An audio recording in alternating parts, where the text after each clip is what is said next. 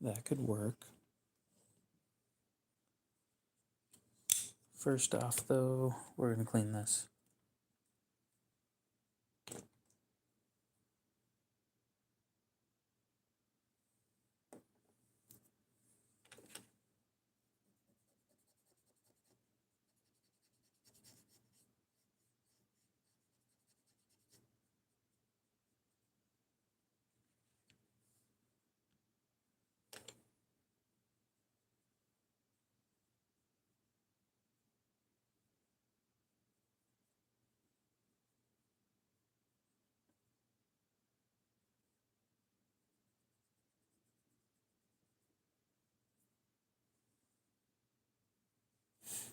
Brando, what's up? Yeah, I just wanted to apologize for not shipping your knife out on Monday like I planned. I would have, but the address that you sent me, the zip code was 1 digit too long. I think you added an extra 4. So I just didn't ship it out because I didn't want to ship it to the wrong house.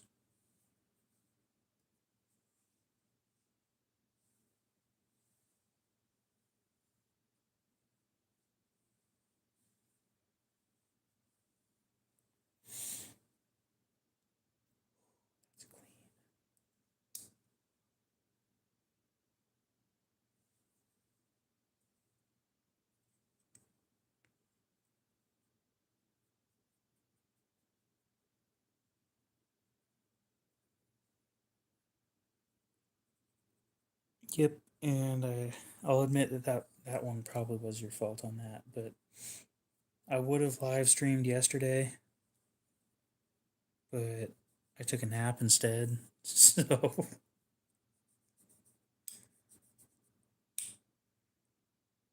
it was a really good nap. Oh,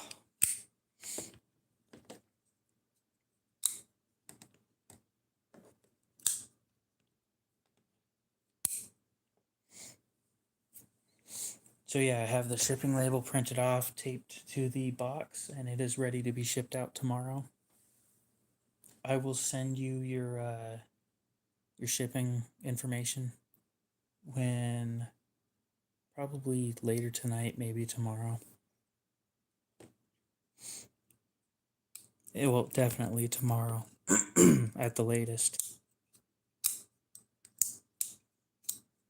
I need to sell this thing.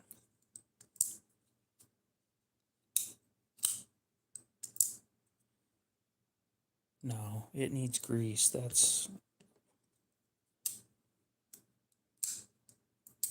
I can't blame.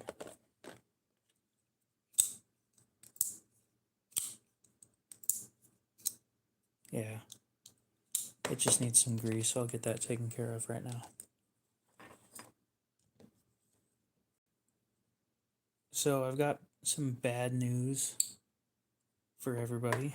Unfortunately, I keep forgetting to go to my local Harbor Freight and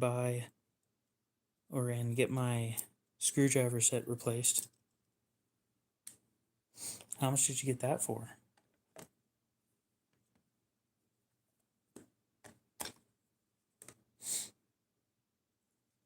I think it's still T8 for...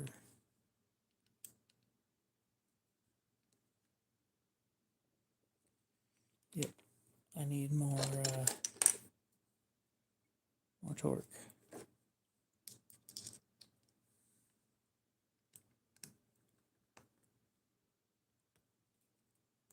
That's better. Never taken this one apart, so... Dude, I kind of feel bad. That's one of those other knives that I have up for sale, too.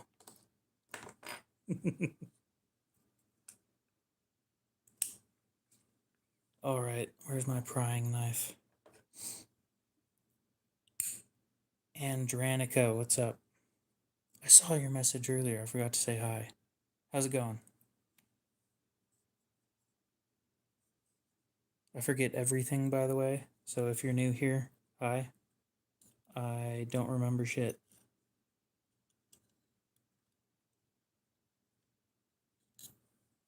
Alright. Where's my pry bar? My pry bar on the table. You son of a bitch.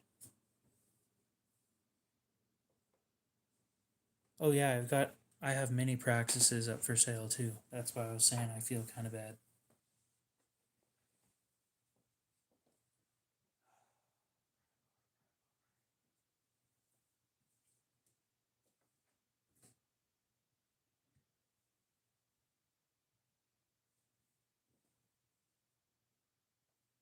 Yeah, that's what I thought.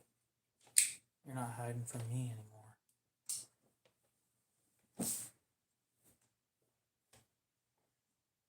If you want a full-size praxis, I've got one of those too. I have one in green.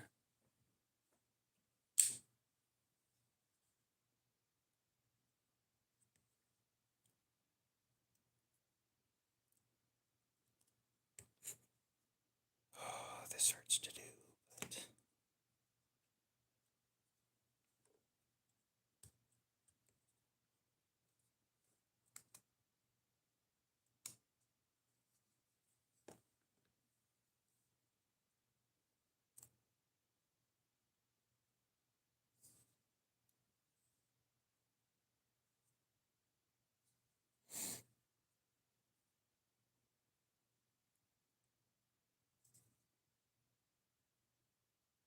So I've got an upside and a downside. If you want to buy that a full-size praxis too. The upside, I can combine shipping. The downside, I've got to figure out how to cancel a shipping label. Never done it before.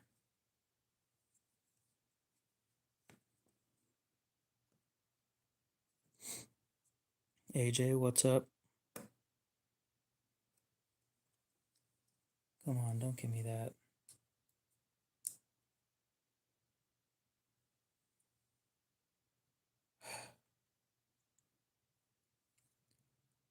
What's up with Spydercos and always being a pain in the ass?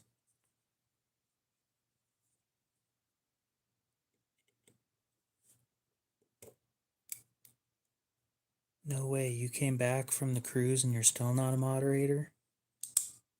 Holy shit, that's wild, bro. Don't give me that.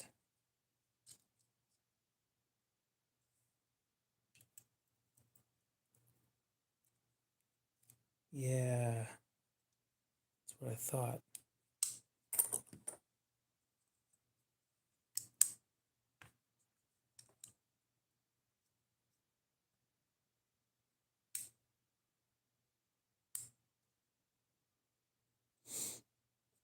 No. D2 sharpens pretty nice. It depends on the heat treat, though. Like, heavily depends on the heat treat.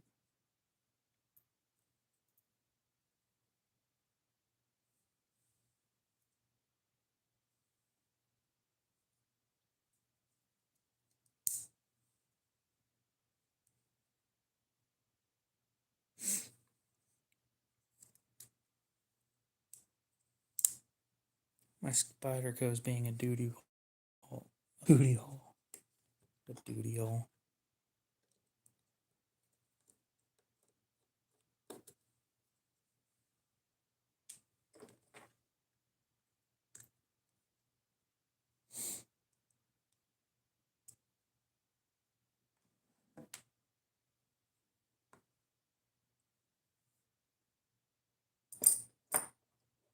Will do.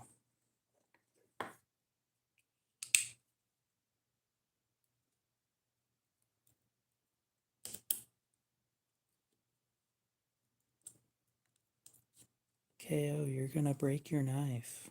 Fuck off.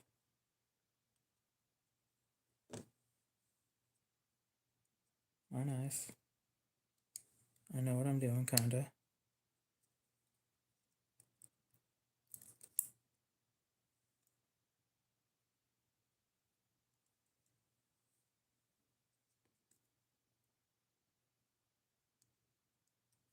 Yeah, you say that.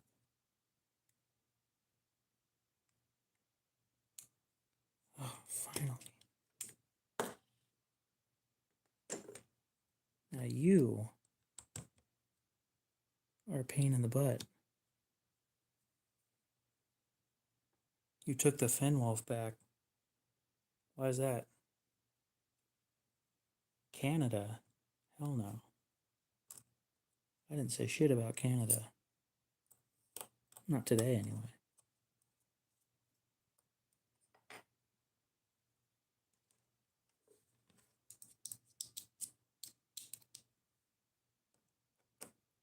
We're just not going to talk about that.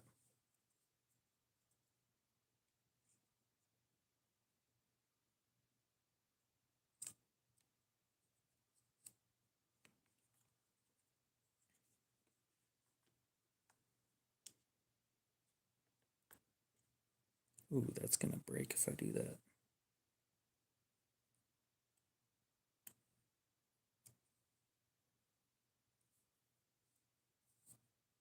Pretty clean on the inside, though.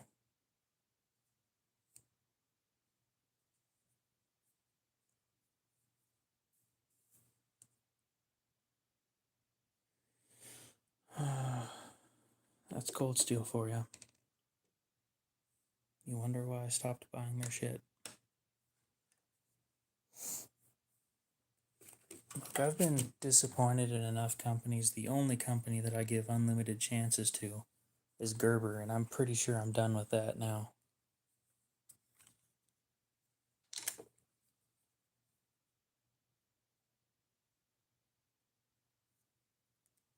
So we're going to grease the Spyderco and hopefully adjust the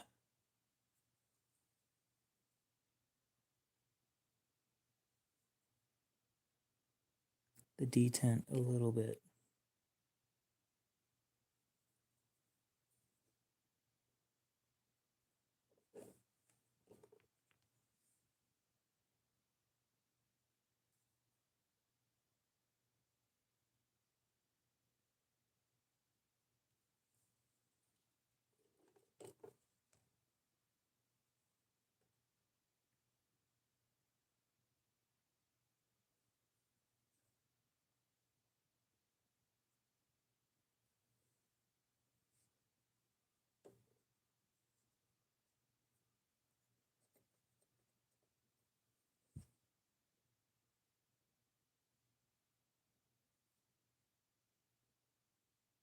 They're doing something new on these Spydercos that I've never seen before. They're laser etching the path that the detent ball takes. And yeah, I've never seen that before.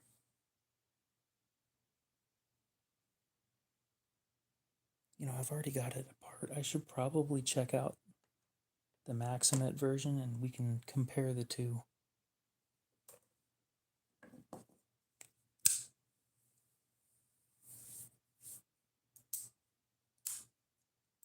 What? Oh, for the for yours. I don't know. Probably bad heat treat. I've noticed that with Demco and um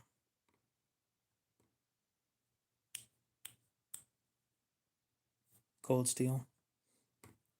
It's an OS 10, OS 8 or OS 10, right?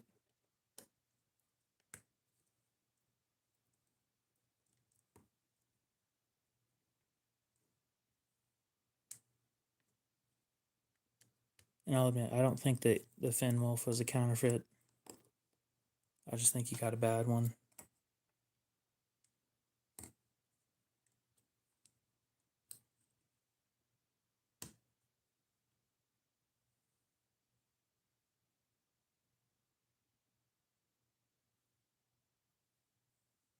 OS 8A. Yep, the A.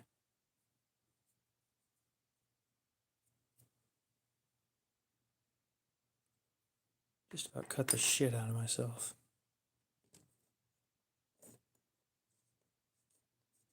Gimme.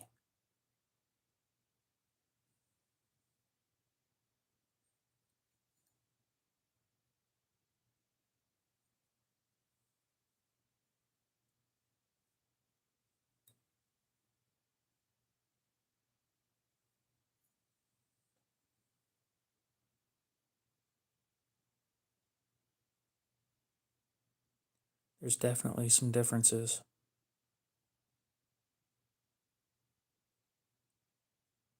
Specifically, that lasered thing right there. It doesn't show up on this side. Definitely interesting. Now, the question that I'm sure somebody's wondering, are the blades interchangeable? Well,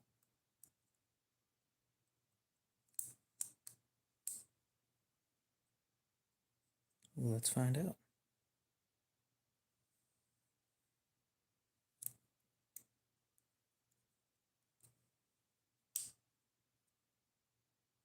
Sure feels like it.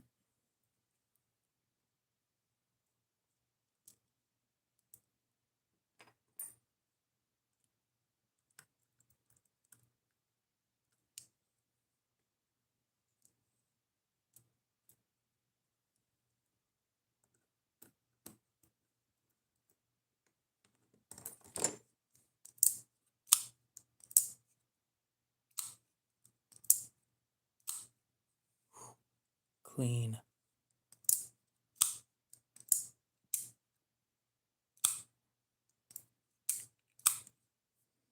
That's that detent action on the Maximate version. It is so much cleaner than it is on the S45. I see some weight distribution changes too.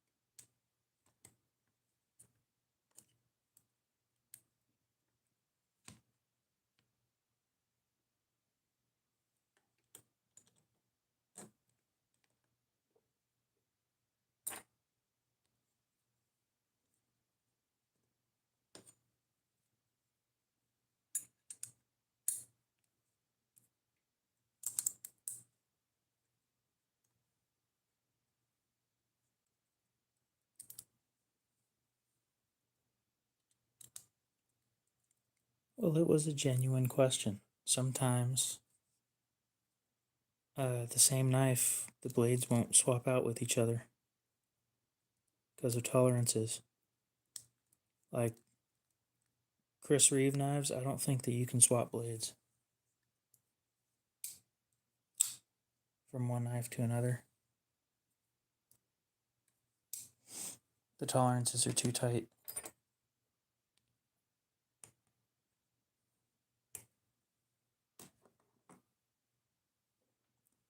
Okay. Q-tip, a little more grease.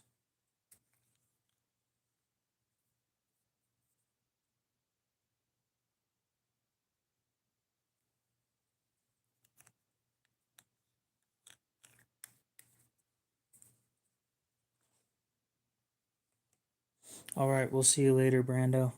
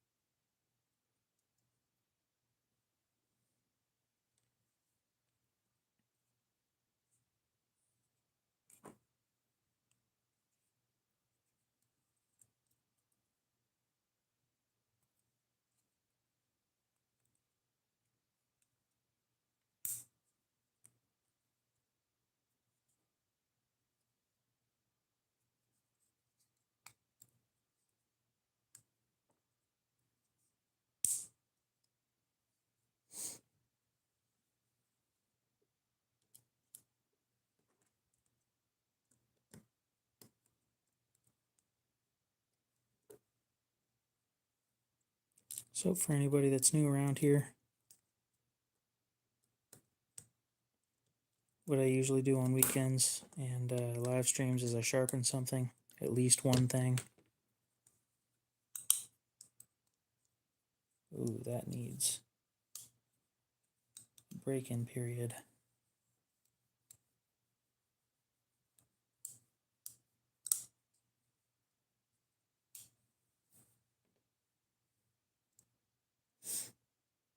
That's my problem quite often.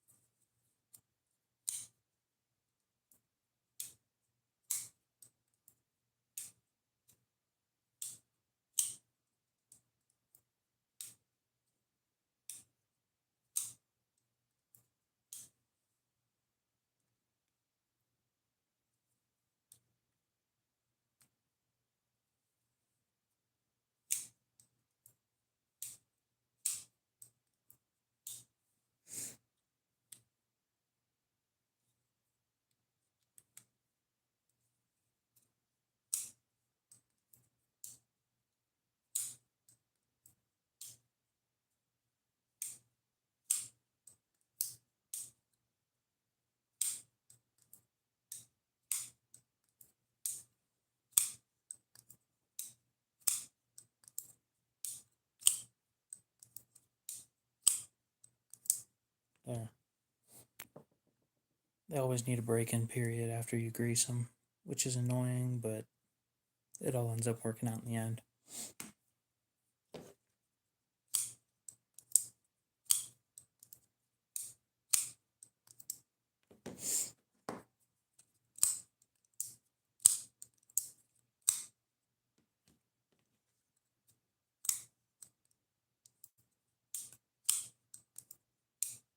This thing is basically brand new. Mine's been carried for a couple weeks. That thing's basically brand new.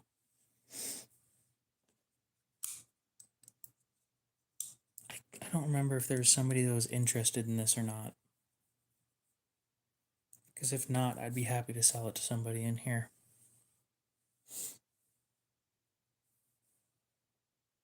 Now for the sharpening.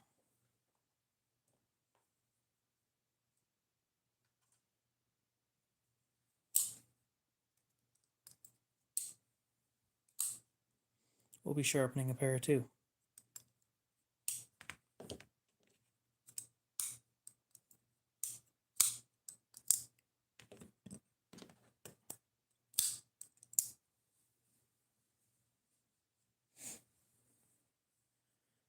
So for that, I will need to move some stuff out of the way. And then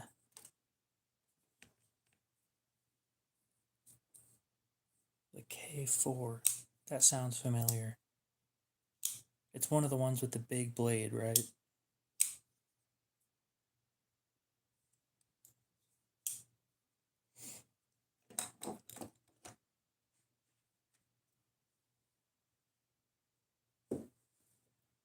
I'll be back in like 2 minutes. I'll keep reading the comments and answering, but I need to go soak a stone before we start working on this. And then I'm going to be putting this thing up for sale. Because I bought it to sell it, so yep.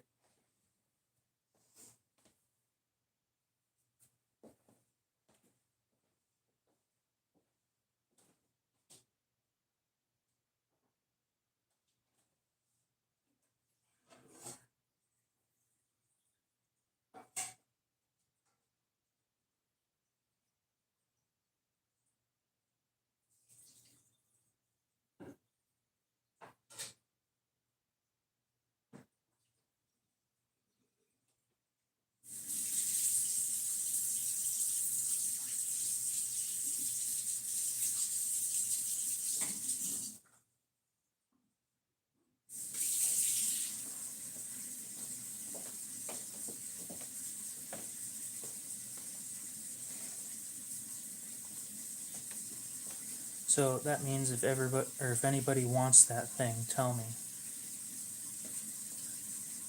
If you can afford to pay for it, I'll ship it out as soon as possible. Same thing with this.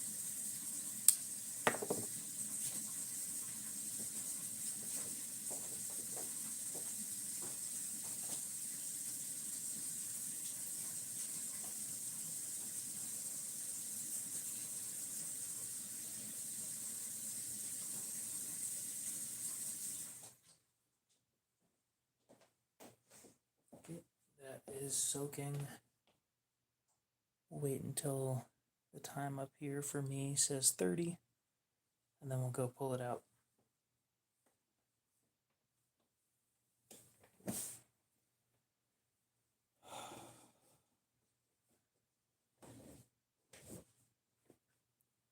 All right.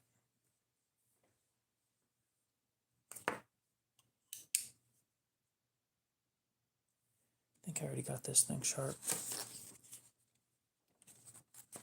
so I don't need to sharpen this. Yeah. It'd be great for a child's first knife, other than if you touch yourself wrong, it's going to cut you.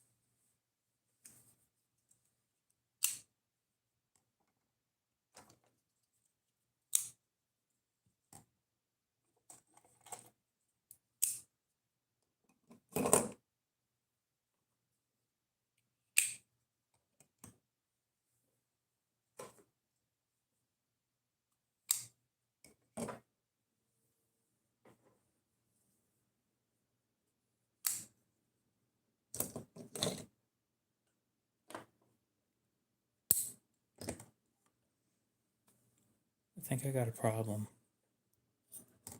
Just a little bit.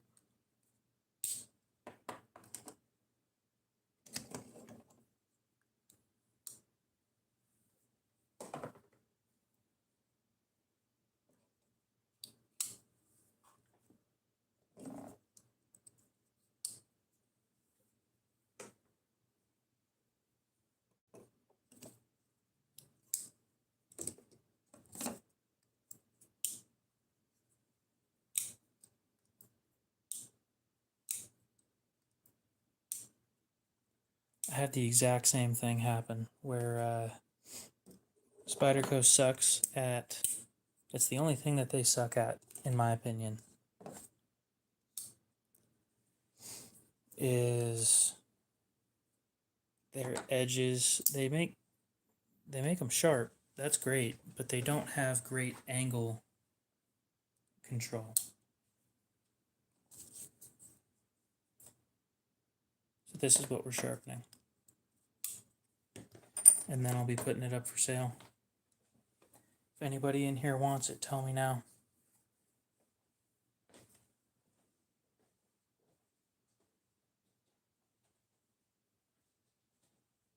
You know, before I ask that question, I should probably tell you guys it's going to be $140 plus shipping.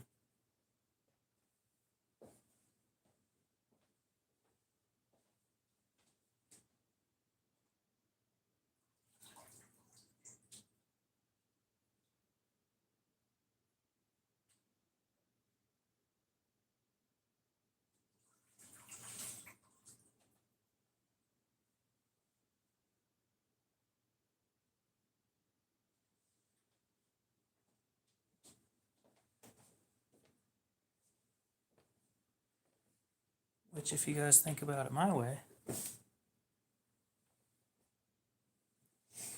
the knife brand new is $213.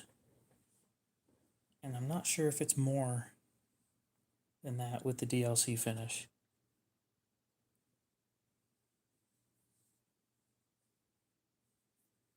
So you're getting it like 50, 60 bucks off. Just because I got it for a good price.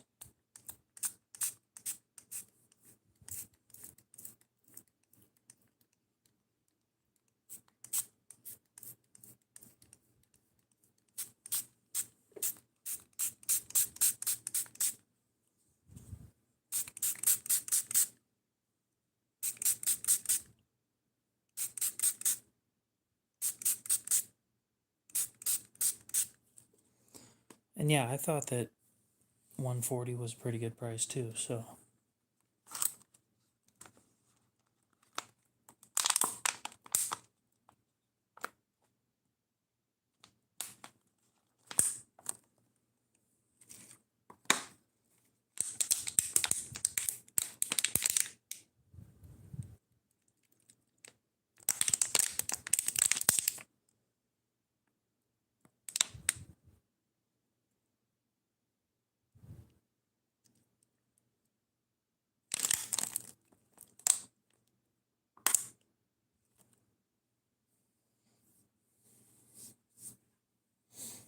And not that everybody's interested, but that Tenacious is at a pretty good price too.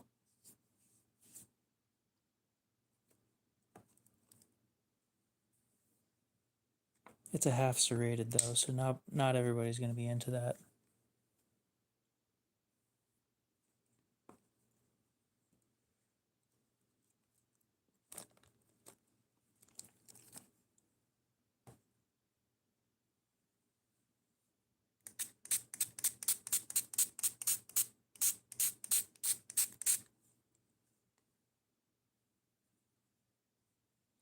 Okay. Now that we're all prepped, put my tools away and get back to sharpening the one that should have been done by now.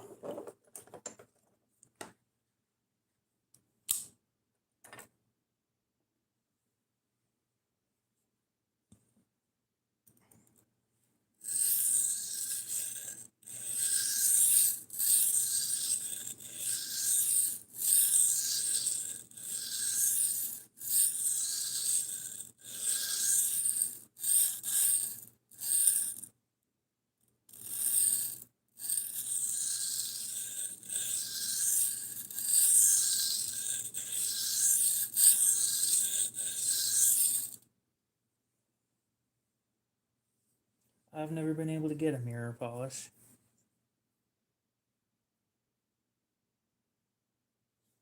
So the reason we're still sharpening this, because right up here towards the tip, you can see that discoloration right there. That right there was from when somebody did something stupid. Oh, but what did they do? I have no clue. But it looks like they tried to chop a nail in half. The tip of this knife is gone. The very, very tip.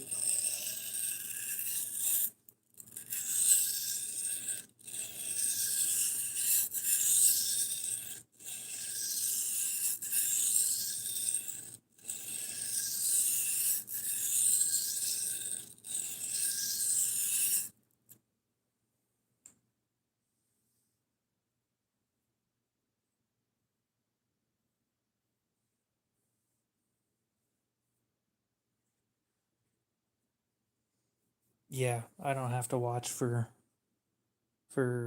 angle consistency or anything.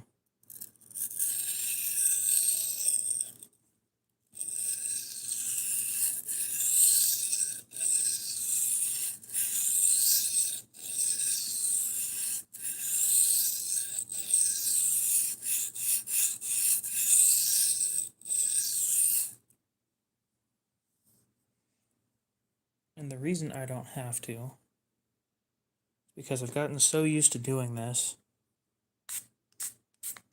that I hold my hands and my arm in the same position every single time.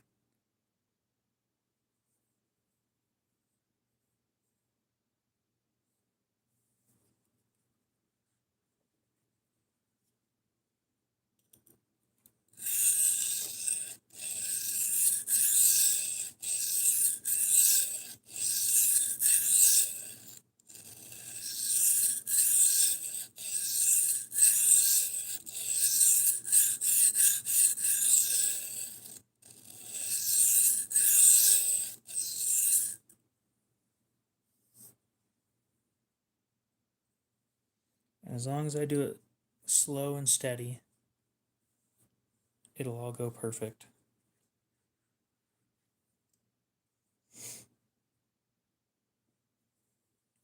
Yeah, I don't know what that's like. Honestly, I've never touched a fixed angle sharpening system before. I don't know how hard it is. I don't know anything about them.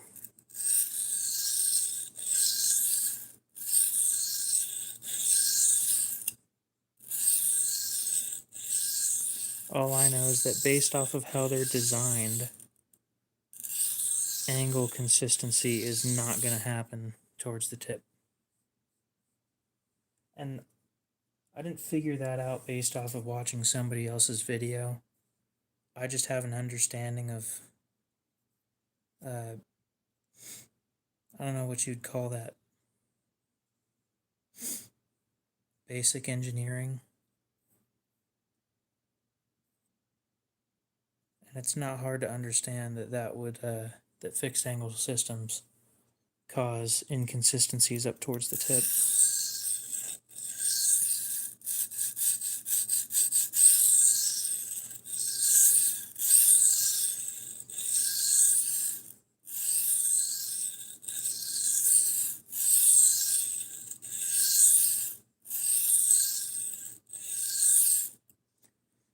So how much pressure do you guys think that I'm putting on this when I'm sharpening with this one?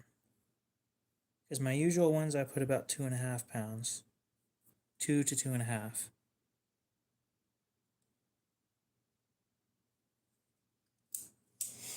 And this is a good question because you guys can never really guess it.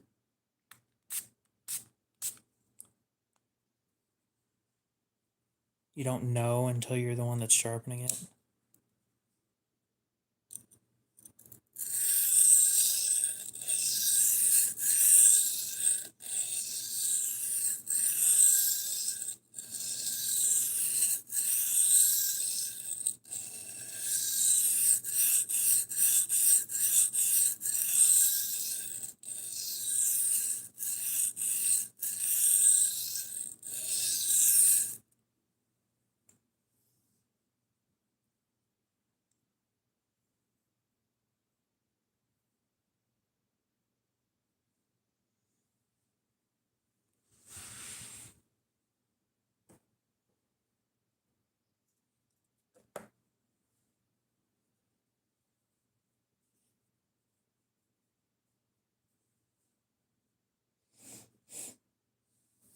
I'll agree with that. Speed isn't everything to me. A quality edge is what matters to me. And if I can't get a quality edge, then I'm going to spend more time on it.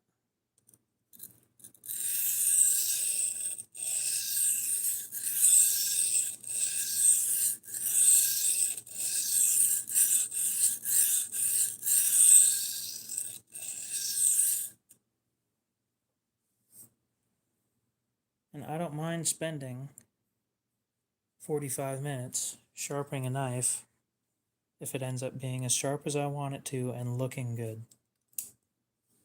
Of course, looks don't always matter. But when you're trying to sell something, looks do tend to matter, unfortunately.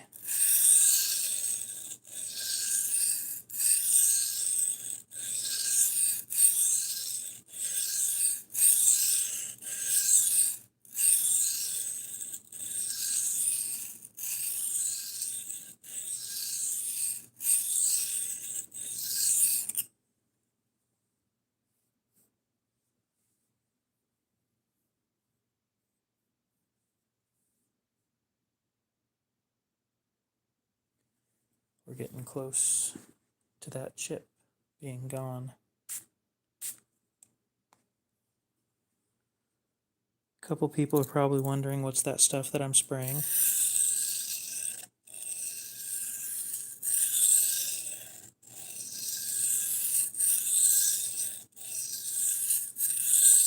It is a mix of mostly water, 1 drop of Dawn dish soap and a little bit of isopropyl alcohol.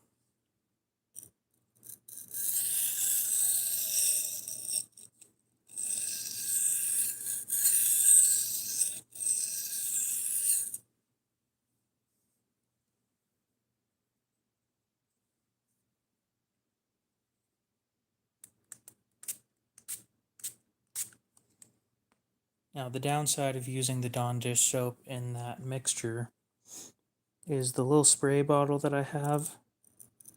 The Dawn dish soap removes any lubrication.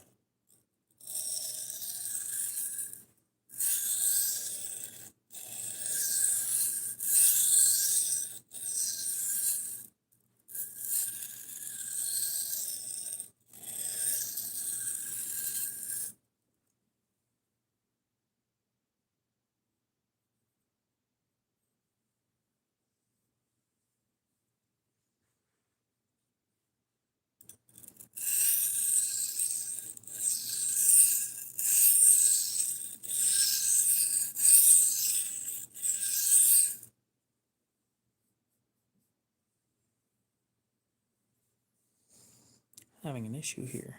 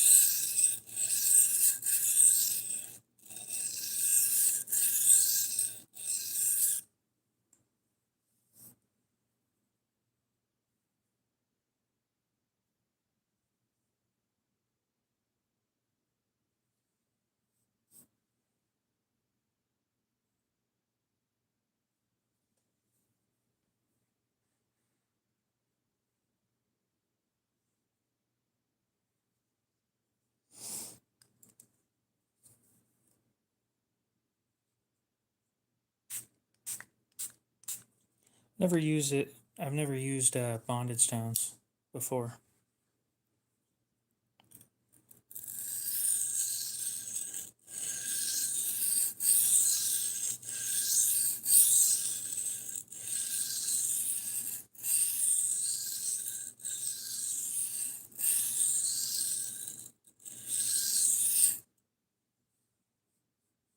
The next step I'm moving to is diamond films, and then I'll be trying out ceramic from Shapton.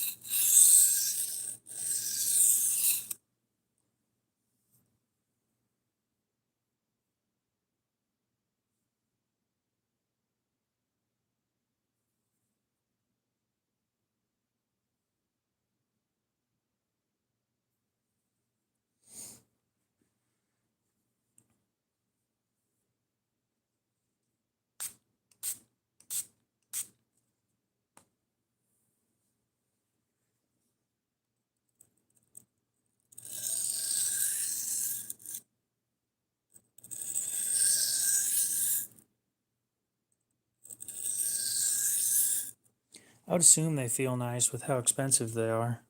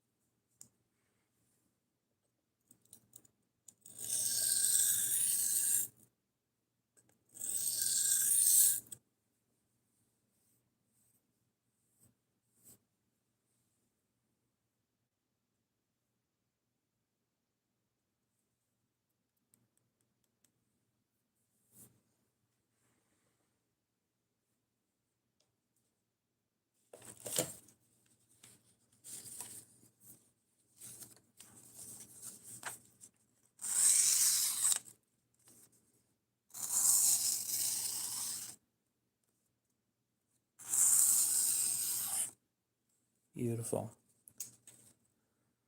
Oh, but KO, that cut looked like shit. I know.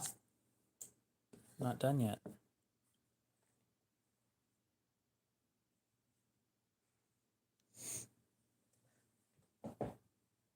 So I don't go based off of the feel. I kind of just guess. And it all ends up working out because I'm a YouTuber and everything works out on the first try. For you guys, anyway.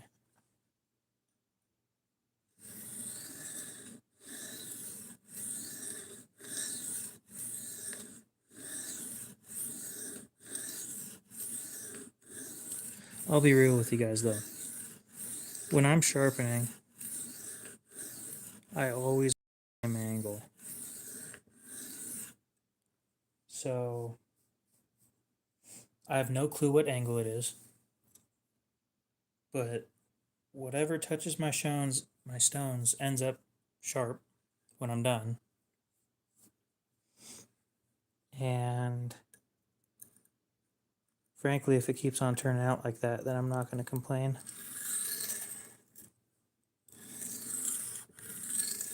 So I don't do any of the fancy shit. I don't check what my angle is. I don't check to see if everything's flat. I just kind of go. And however long it takes to reprofile to the angle that I use is how long it takes to reprofile to the angle that I use.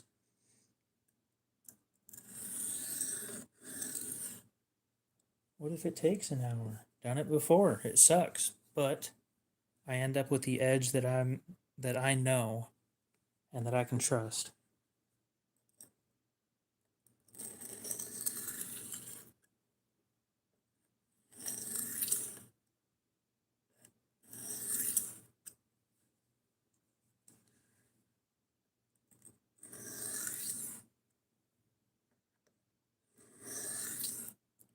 So how do I know what angle?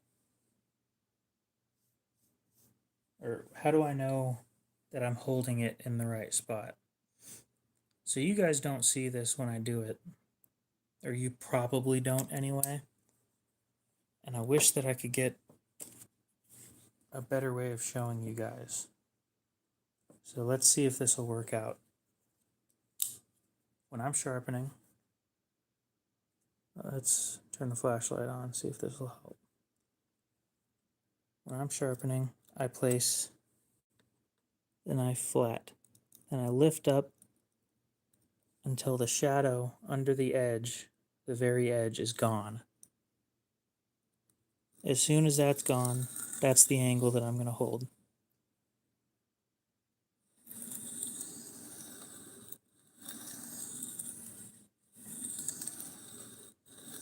Which means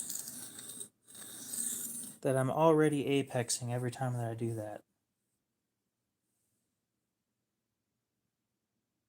Helps with consistency. A lot of this is a slightly modified factory edge. Sometimes it's a little more than slightly modified, but most of the time I stick with approximately a factory edge.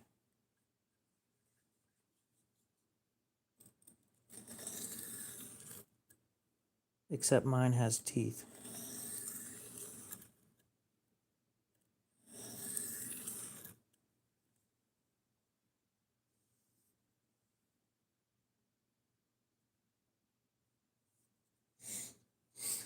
Because I typically finish, I'll start with the 140 if needed, and I either finish on the 600, the vitrified, or this. This is the highest grit that I have. I have no clue what grit it actually is anymore. Once upon a time it was 600. It is way higher than 600 now.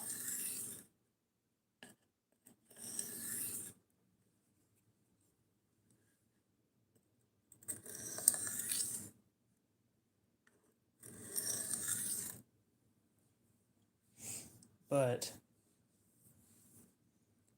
with a bunch of practice, a little bit of luck, and a shit ton of autism, you could get as good at this as I am. And watch it just not cut paper as soon as I say that.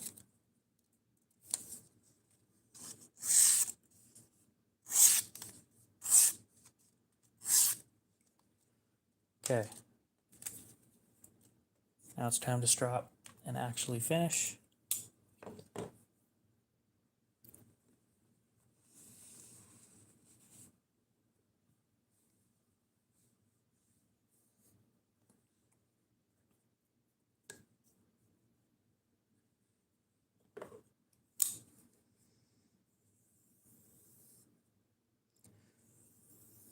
With some rusties and a bunch of luck, you too could look like me. Ka-chow.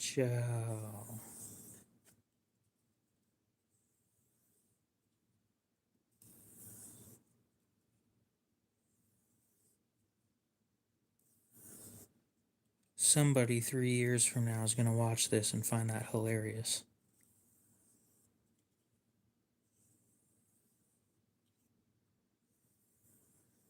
It might be me, but you never know.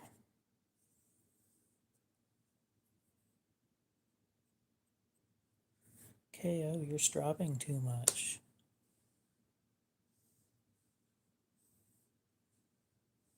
You don't even know how much pressure I'm putting on this thing.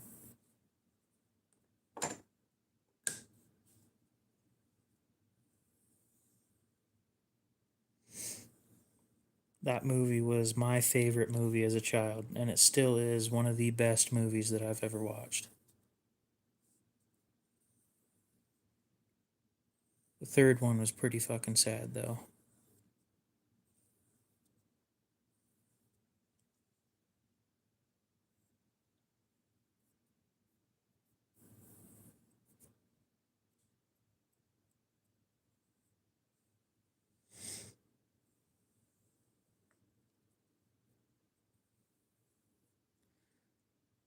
Sometimes I forget I'm not like the youngest person ever that's in my streams.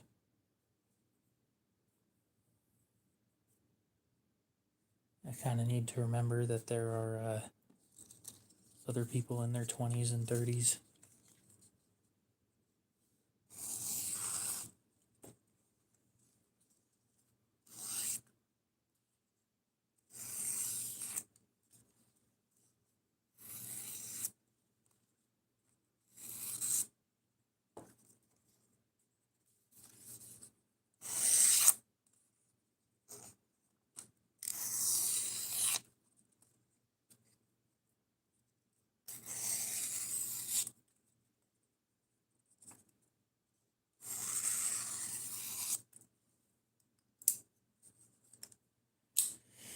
Oh. Is the tip sharp? Let's find out. The pawn shop, they want me to make sure that the tip of the knives that I sharpen is sharp. So when the commercials for cars came out when I was a kid, they always said new movie Cars. So that's what I called it from then on, was new movie Cars. Fuck, that's sharp. Somebody please buy this from me before I get hurt. Damn.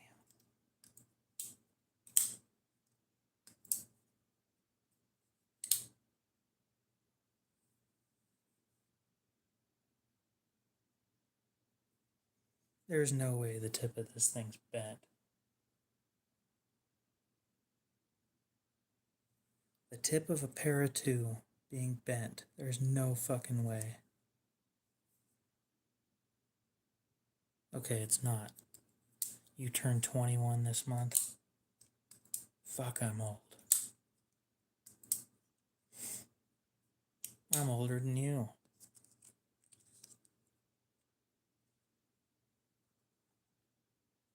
Well, how much older than me? Like 2 years, but damn, I'm old.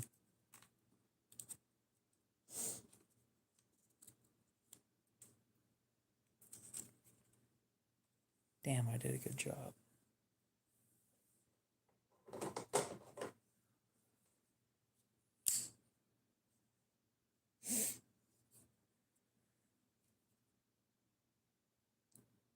I think every day I should do a little bit of work on this military until I have it sharp the way that I want it. But yeah, for anybody's interested, this thing's going to be up for sale. If I stick it on Blade Binge, it's going to be more than $140 plus shipping.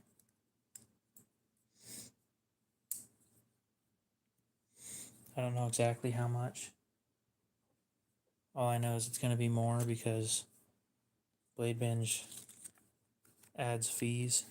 But if you buy direct from me, then I'll drop the fees.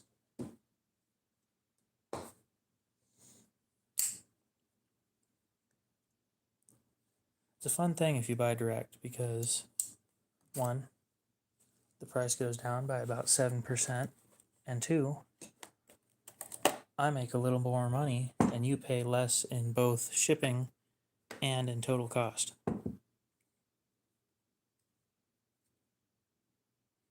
Works out for everybody.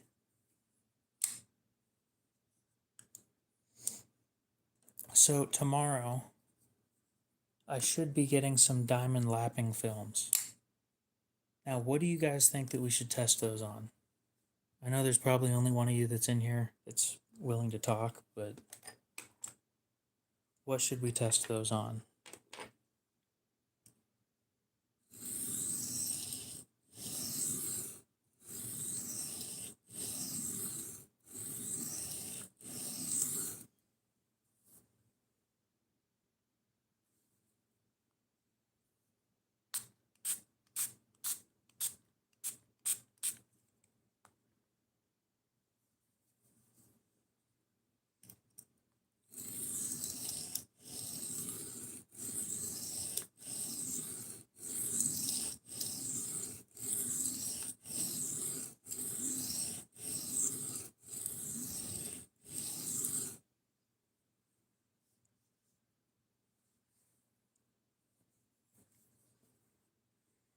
Would you stop autofocusing, please?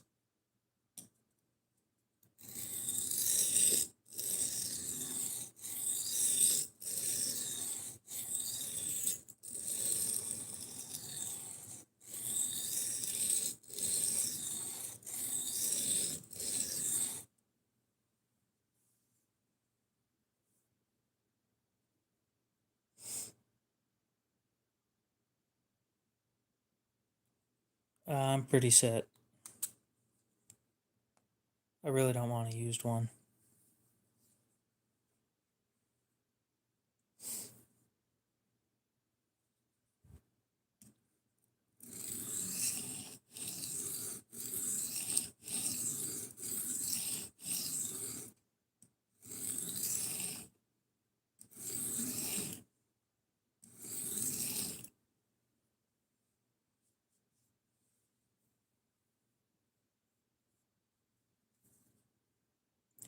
You piece of shit.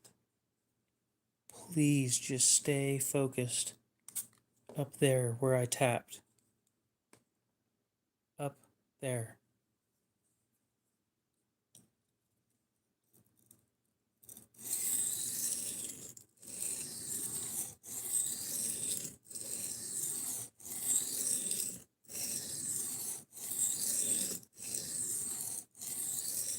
I should send this into Spyderco and have them do a spa treatment on it.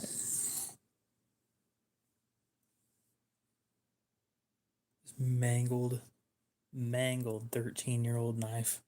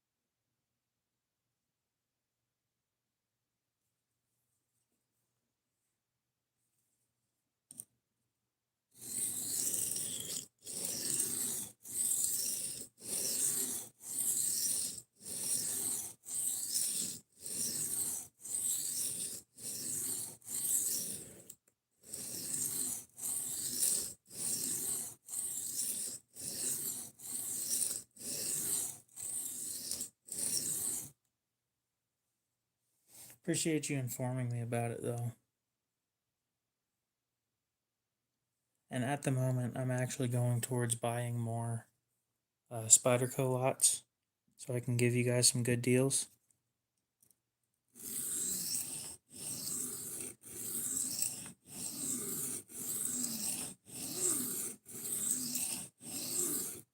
When I can afford to still buy and sell these things comfortably after buying a Sabenza, then I'll buy one. Until then, I will continue buying TSA confiscated knives.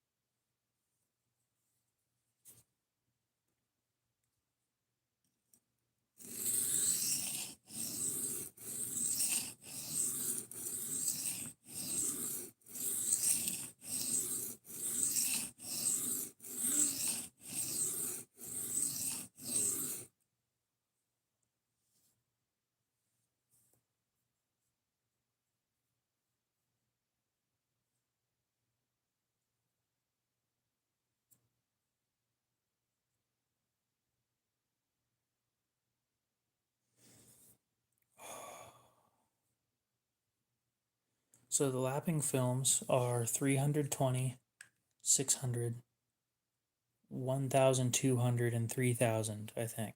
Sharpo sent out one of all their diamond films, or their full diamond film set anyway, which comes with 3 of each.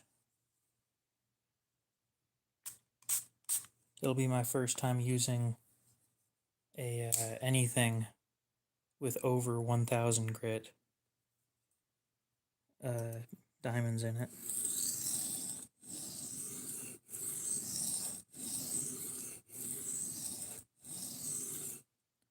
My dumbass isn't using the 140, am I? Nope. I'm sitting here reprofiling with a 600 grit. Why do I always do this? This shit happens every time. I was wondering why the scratch pattern looked too fine.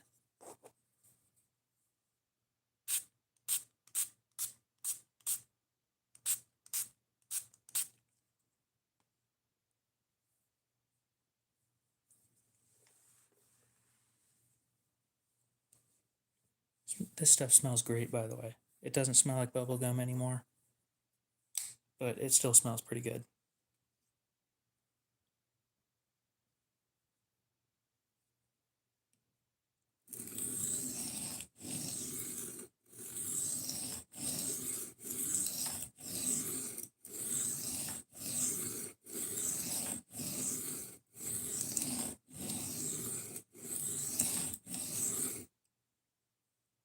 Like I'm sitting there wearing out my 600 grit stone because I'm an idiot and didn't check. I really need to make a mark on these things to tell me which one's which.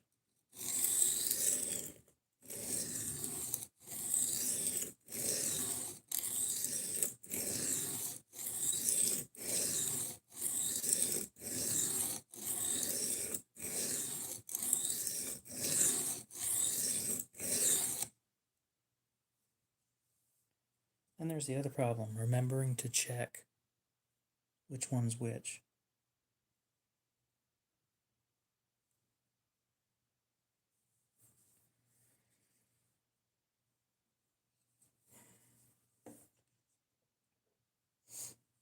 I'm going to make the marks now.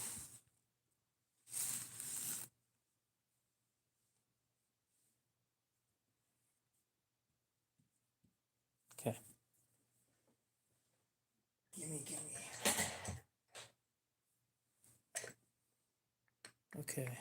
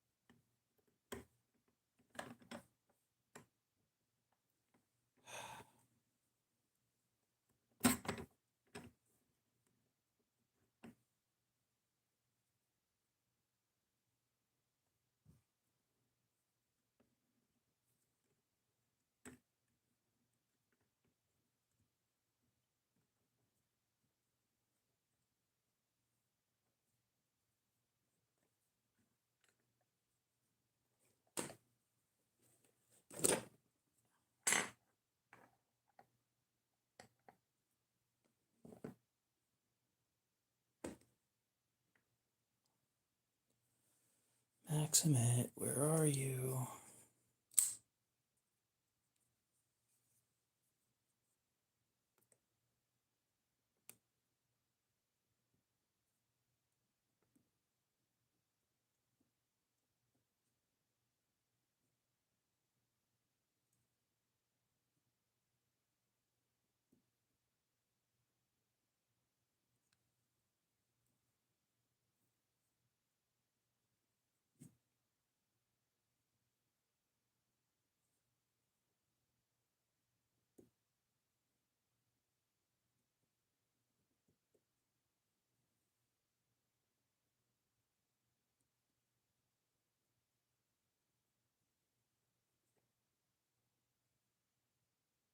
Well, there we go.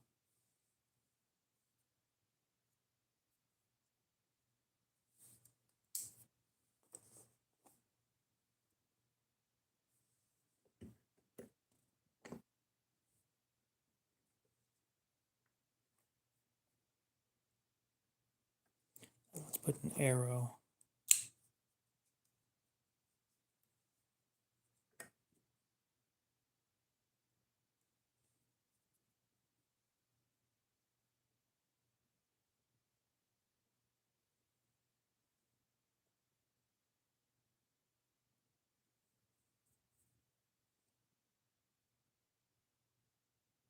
What do you guys think of that?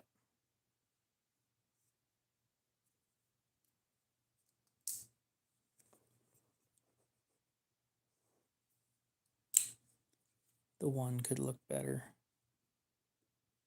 I agree.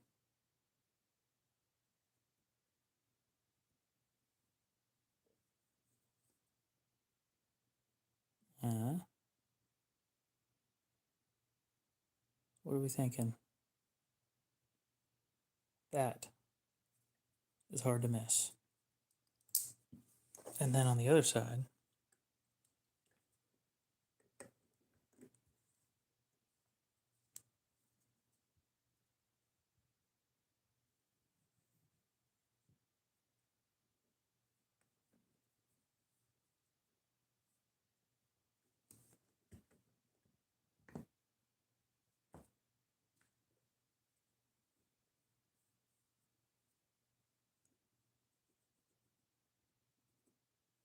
we'll make this side say 600.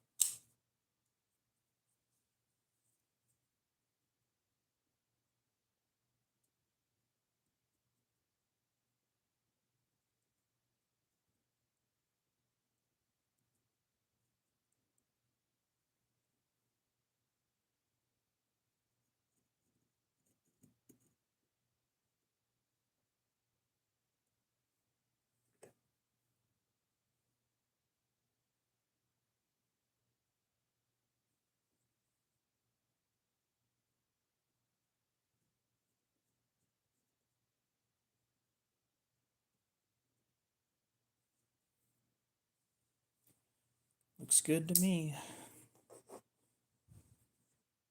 Now, if I mix them up, it's my fault.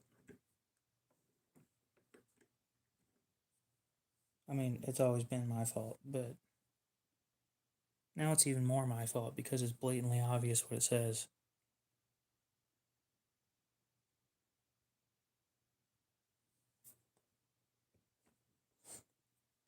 So I did want to talk about the Sharpo products for a bit. I haven't gotten to test them out yet, but their prices are pretty compelling, which is the whole reason why I reached out to them, by the way, is because their prices are actually reasonable for a set of diamond lapping films. It is, let's see, the full set comes with 2 glass panes, 2 glass plates to put the films on.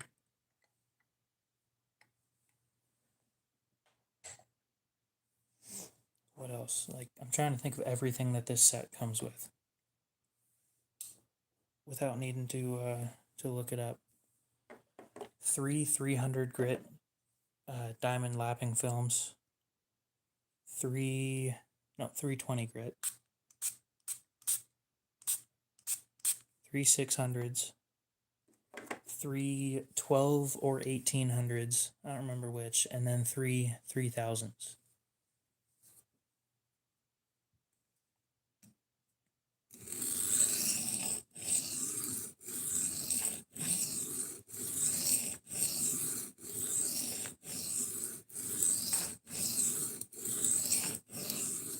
And according to the little bit of research that I've done, I will be the first person to upload a video on their products on YouTube. They asked if I could make a video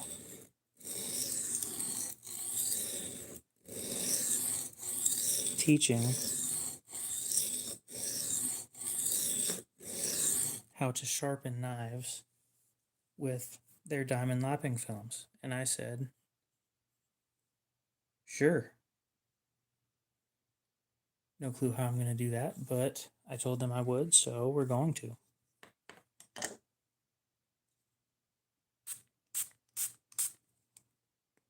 I'll go to my neighbor down the street. He's into knives too. Ask him if he can help me with some macro photography.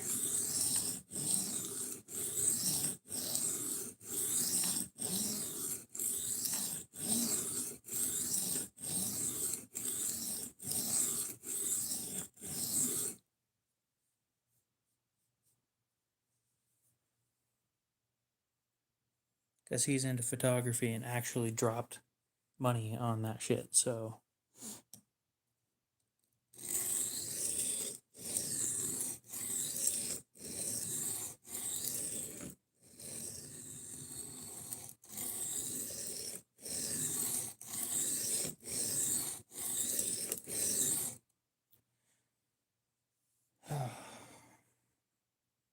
Now, Sharpo also makes some more interesting grits, but they're aluminum oxide.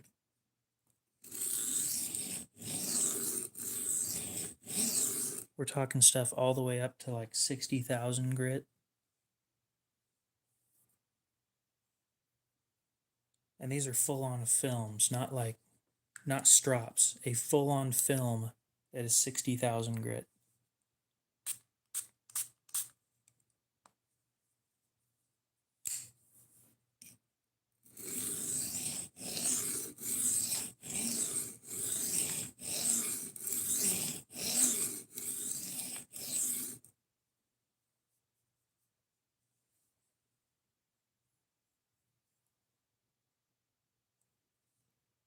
So I think I'm going to move up a grit.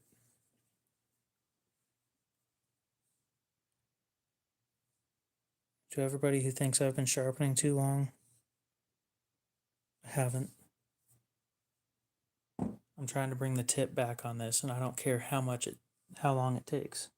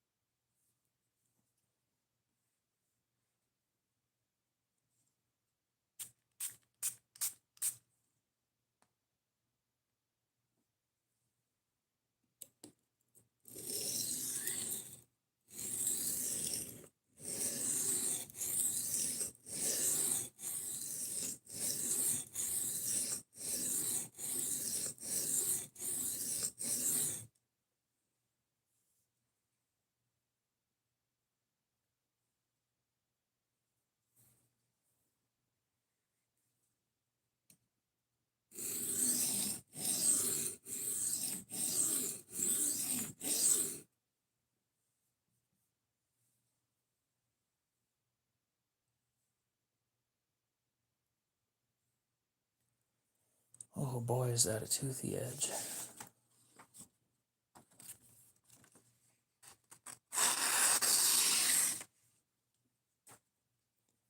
But that wasn't that sharp, I know. Not finished.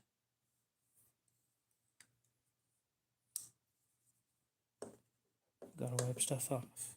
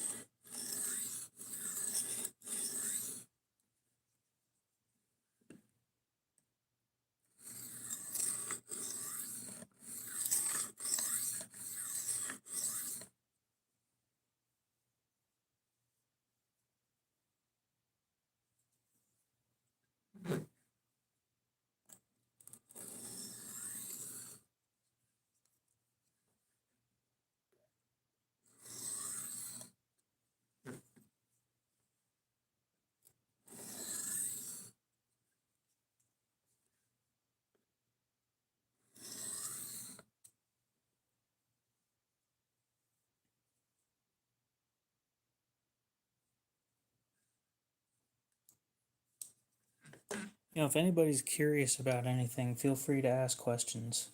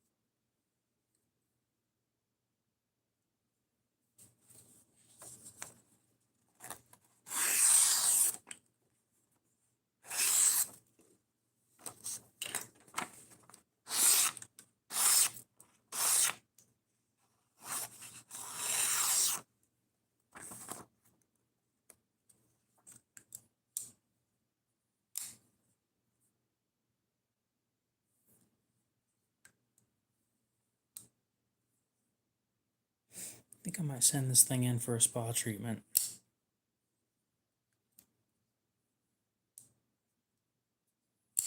All it really needs is a sharpening, and I don't want to spend the time to reprofile it as much as it needs to be done. So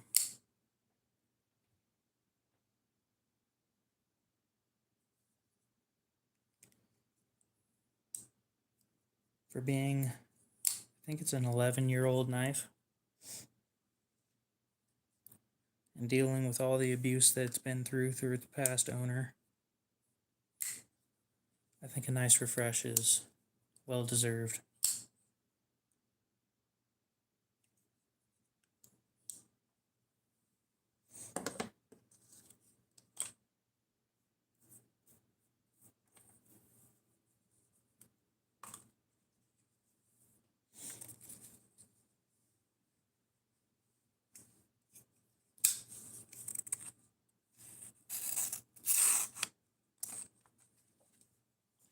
I should probably take the 1095 knife out of my other pocket before it starts rusting again.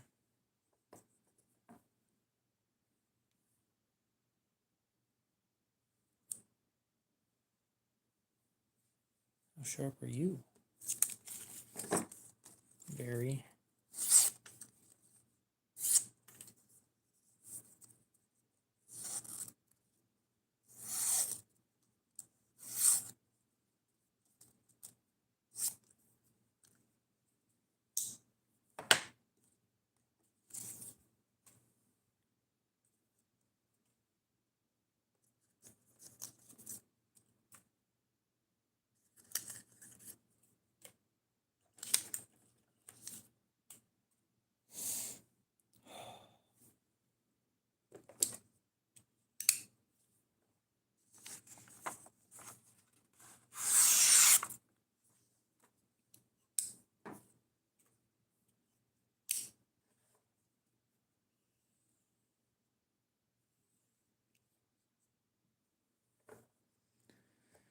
Not that you need it, but you're going to be a kid's first knife. And you're going to be sharp as shit.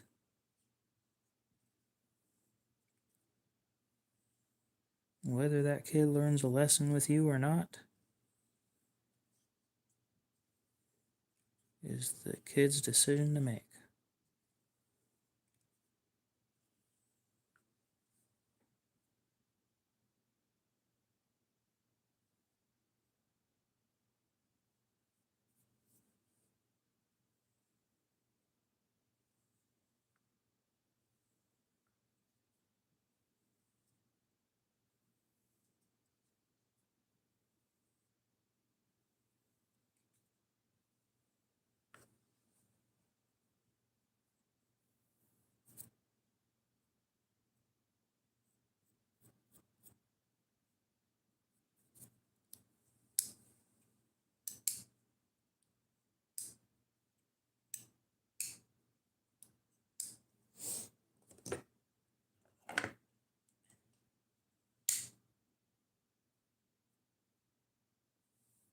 It's been a while since I tried to sharpen this one.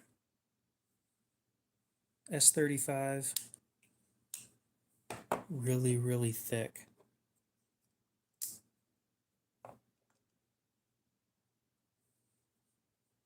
Needs a full reprofile.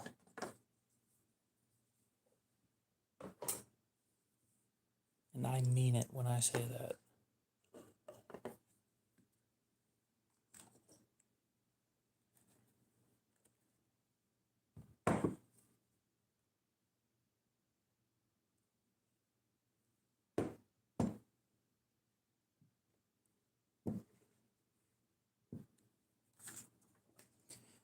Paper test first.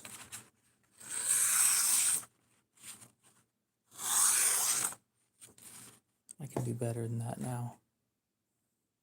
Been a while, but let's go for it.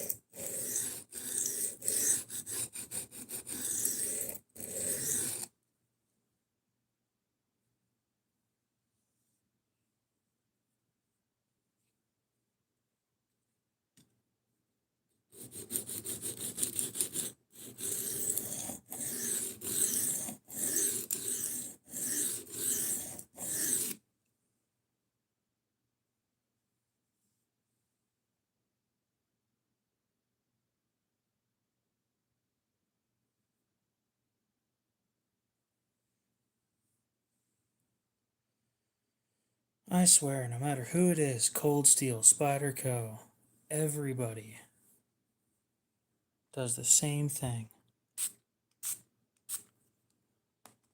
Hunter, what's up?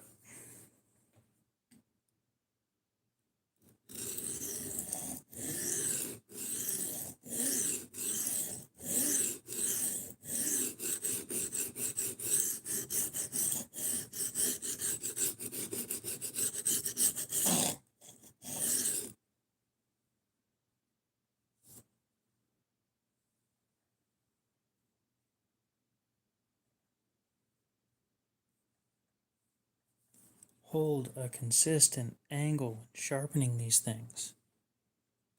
Please.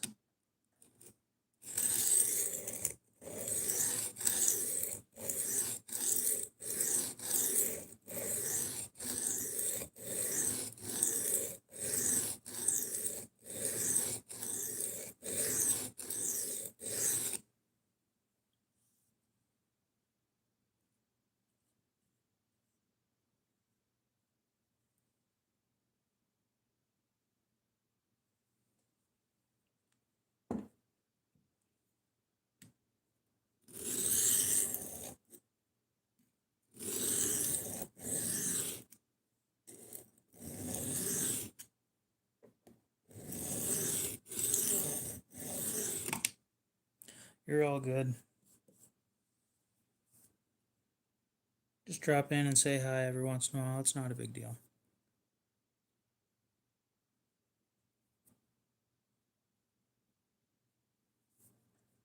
Or don't.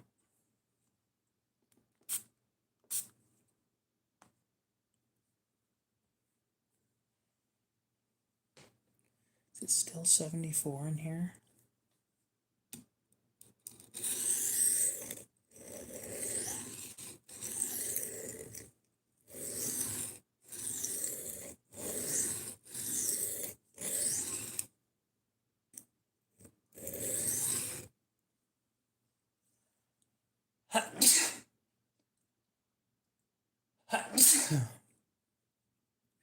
Damn.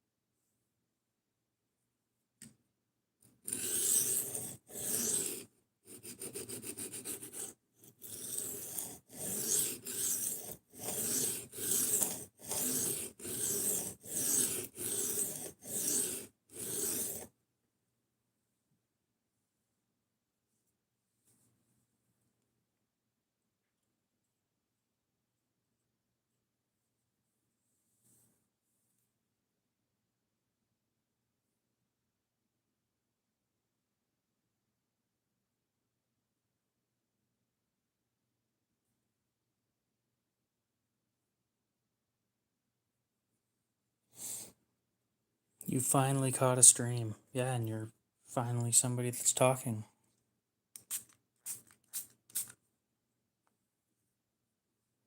I haven't been streaming for the past couple days. In case you were wondering why you haven't caught a stream the past couple days.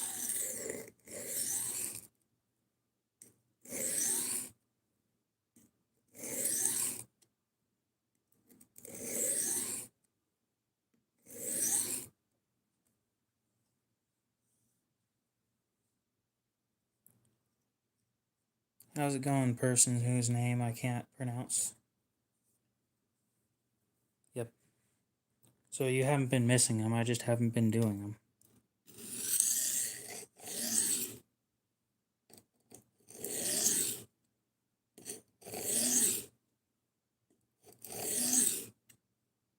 I think I might try and stream every day except Sundays. But I'm telling you, some days I just really don't feel up to talking to people.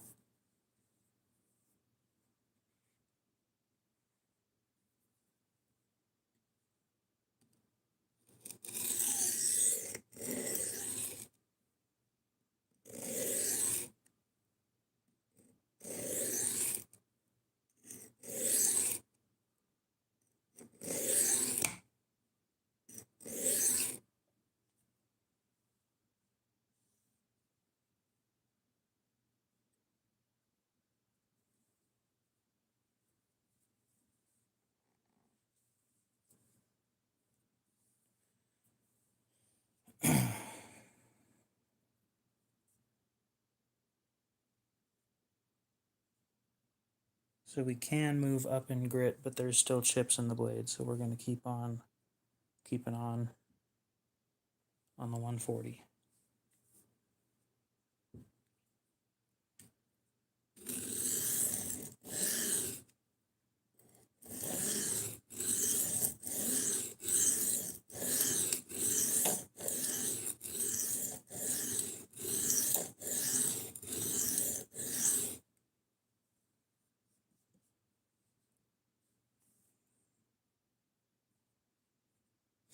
So I've got a knife that's going up for sale, Commander. I don't know if you're in the US or not. I don't think I've ever asked. If you told me, I have no clue.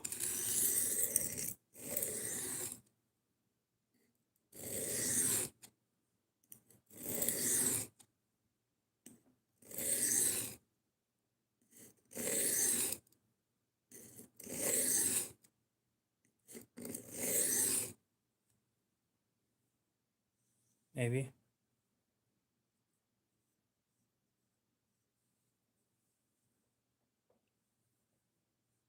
I may or may not be trying to sell you a knife. Let me go grab a water bottle before I go into my sales pitch. And turn down the AC because holy shit, it's hot in here.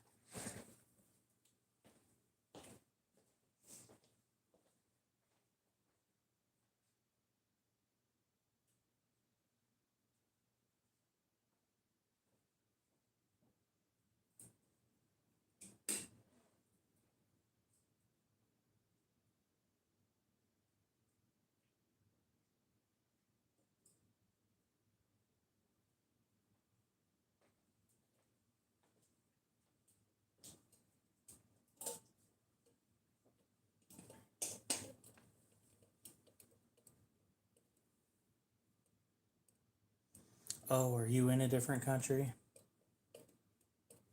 Okay.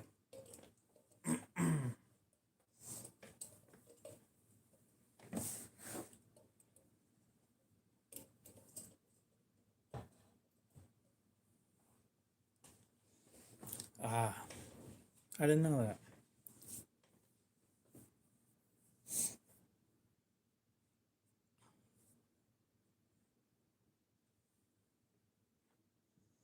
It is probably best that I try not to sell you knives then. And my reasoning behind that is, holy shit, shipping is going to be expensive.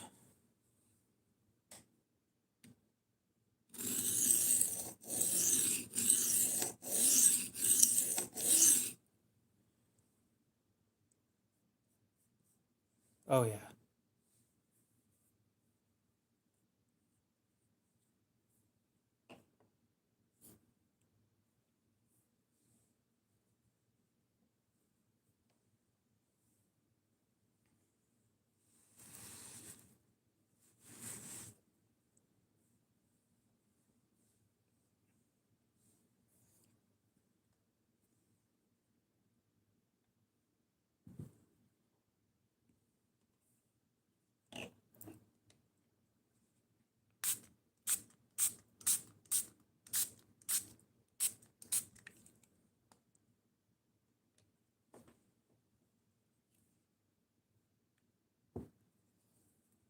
Yeah, I can only imagine how much a knife is going to cost.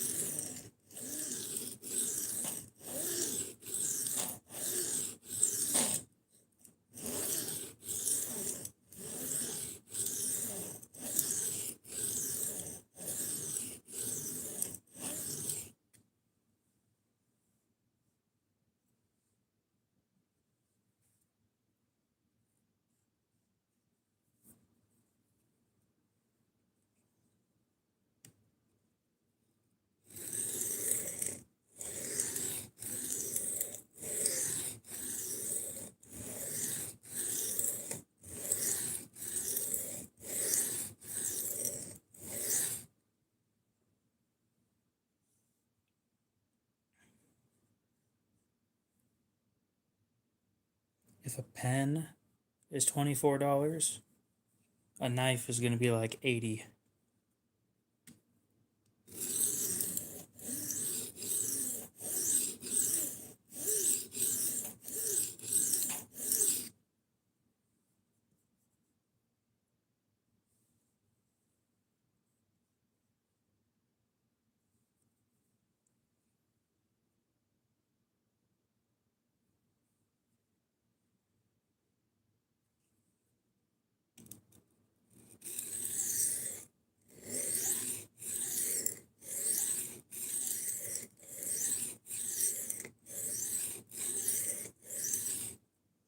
Well, as much as I'd love to sell you something, then shipping is just going to make it way too expensive and it won't be worth it anymore. Yeah, that sounds stupid.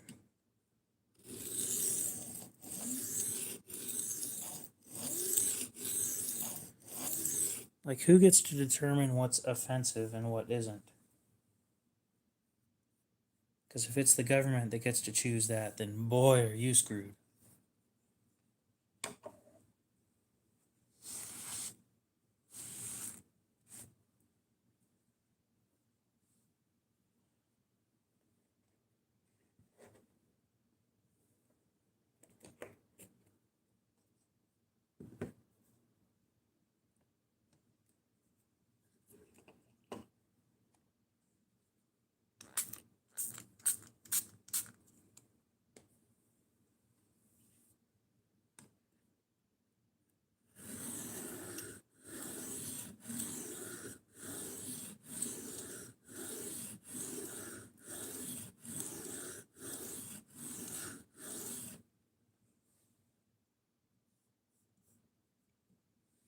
CS? What do you mean CS?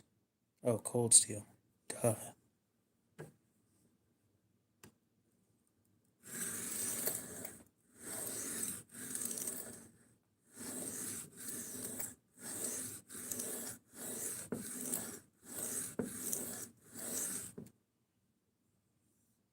Yep, I'm gonna try and sell this thing. S35.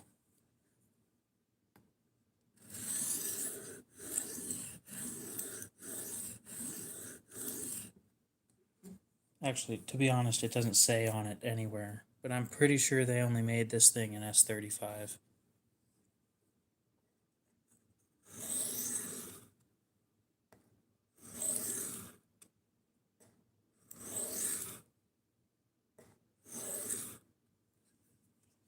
No, they made it in more?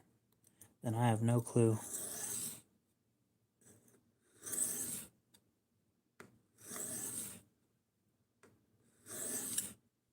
It doesn't say it anywhere on the blade.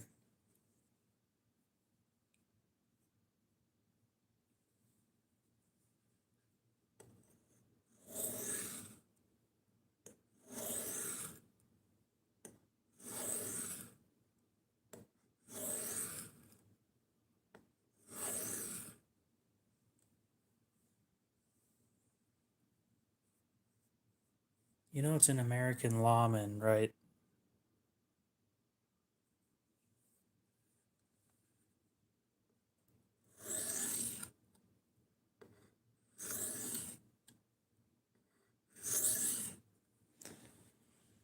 I think it's pretty decent hardness, S35. But I've never played with XHP before, so I'm not sure how that acts. But this thing didn't really care for the 140.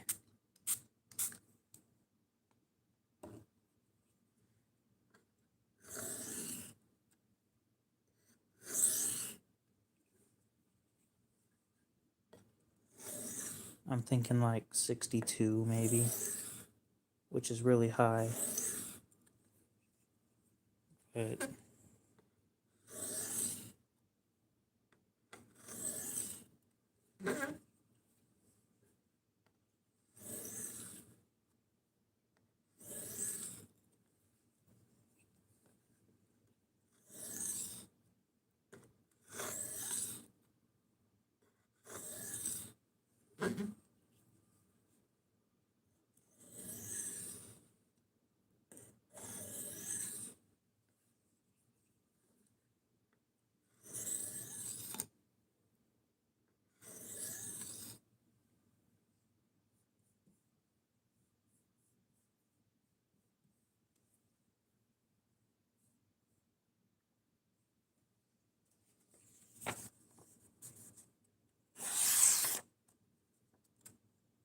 yeah, that is so much better than it was. There's still a huge chip out of the tip of it, but it didn't respond well to the 140 grit, so I'm not going to keep chasing after it.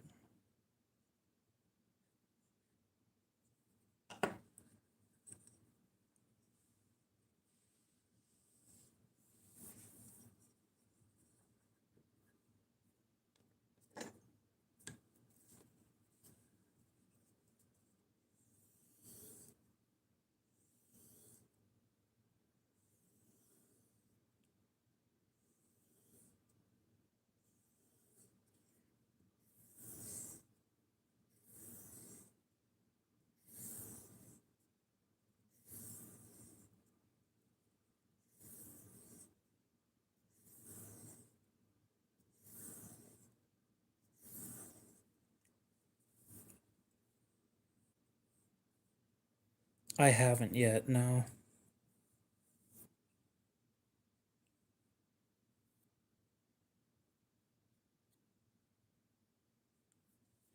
So get this, right? I reached out to a place that makes windows, and they said that they wouldn't sell me a window. You know how stupid that is? Like, dude, I'm trying to buy the thing that you guys make, or that you guys source at least, and you guys won't sell me a 12 by 12 window.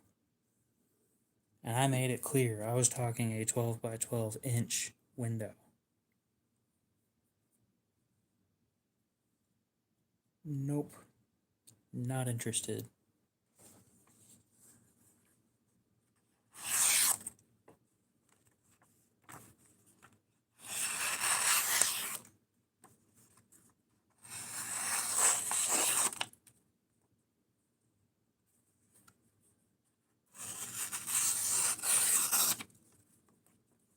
The only problem is that chip up towards the tip of it.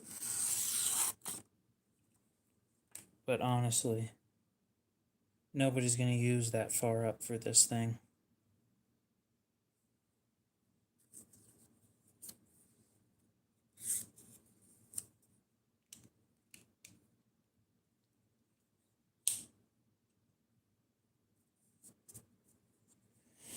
Unless they're trying to help.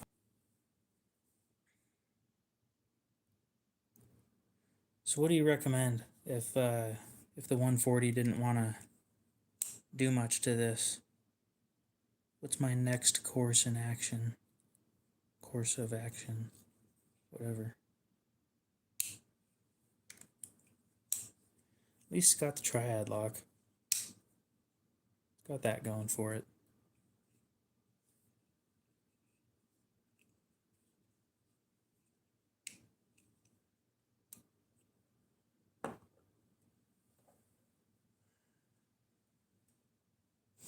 Don't worry, I'll be reaching out to another window place. See if they have any 12 by 12 panes of glass.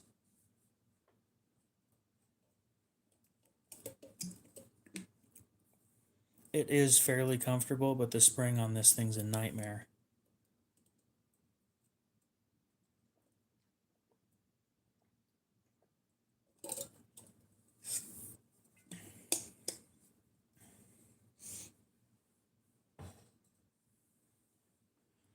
You know, a junkyard might not be a bad idea.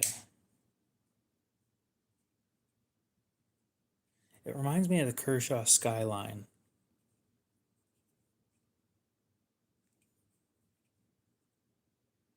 So this thing came in other steels, because I thought when I looked it up, the only one that it came in was S35.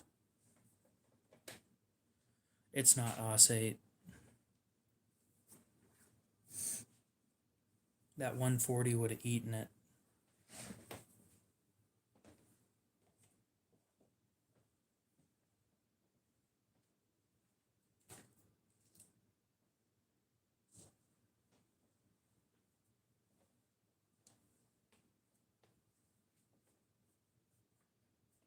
I like the looks of the skyline. I'm not sure what blade steel it came in, but it looked comfortable.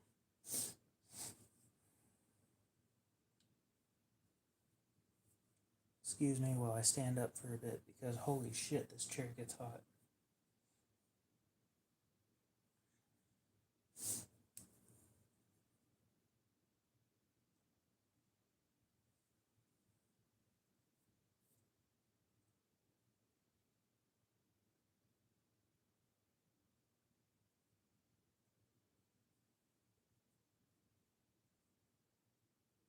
Yeah, it looks to me like the only steel it came in is S35.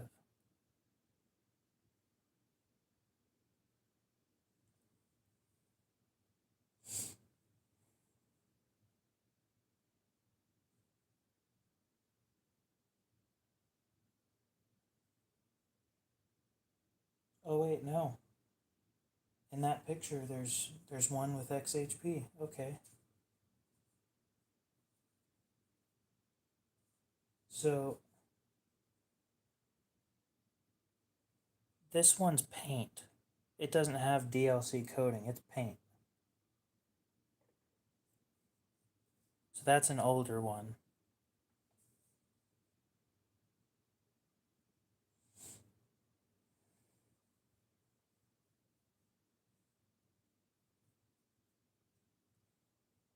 But it doesn't say what steel it is. So it might be OS8. You might be right, but I don't know.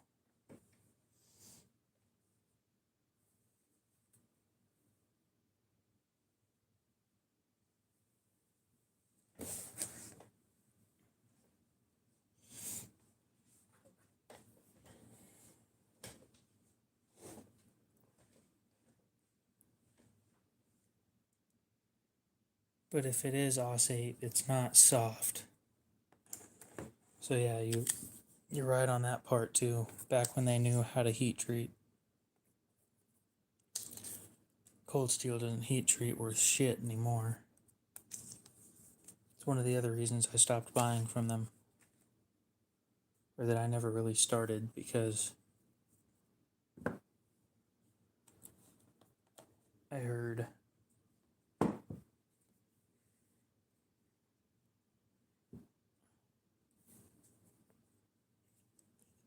yeah, it tells you the name of the knife.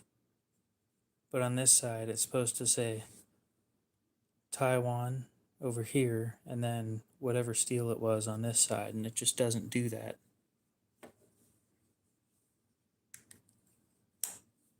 This was before, I think before BD1 existed. Double checking because I'm curious. When did BD1 come out? BD1.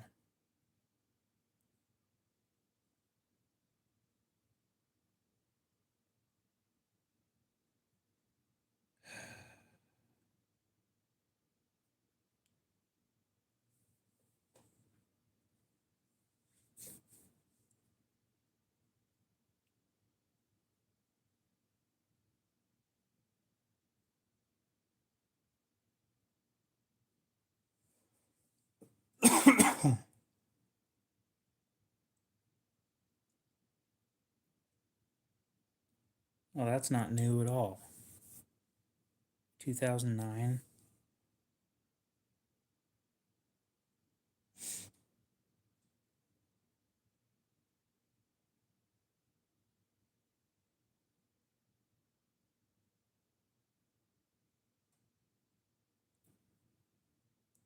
That steel was considered too good. Man, that thing's not even special nowadays. So you're gonna hate me for this.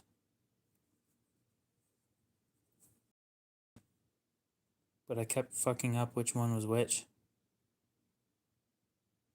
So I took the Maximate Para 3 and now I know which one's which.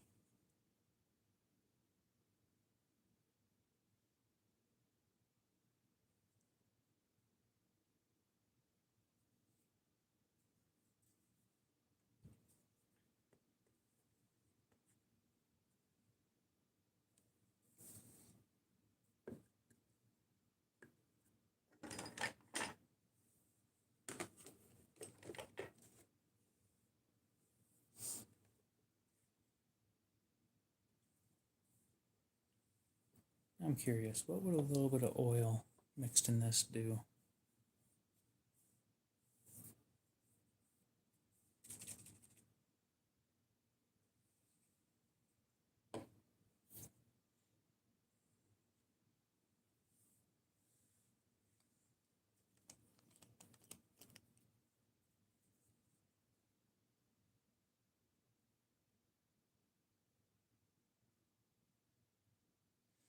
Yeah, I don't have any BD1 or BD1N.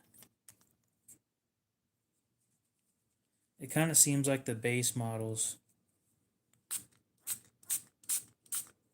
from Spyderco are in BD1N nowadays. The base model used to be S30, and now they're moving down, which is disappointing to me.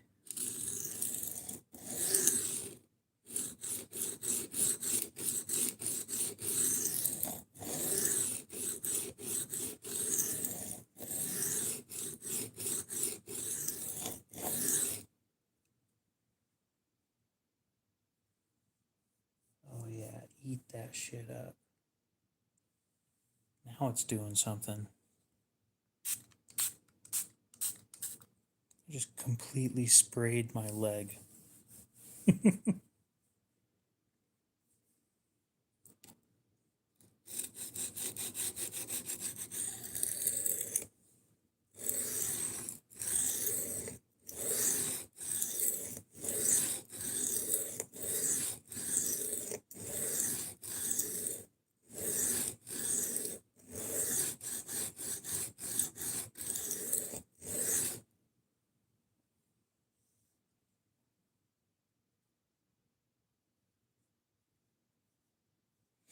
Yeah, it wasn't doing a whole lot before.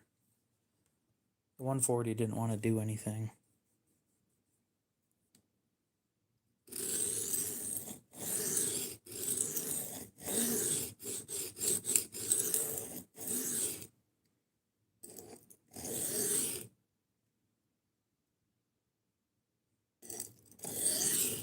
Man, I'm trying to save that thing.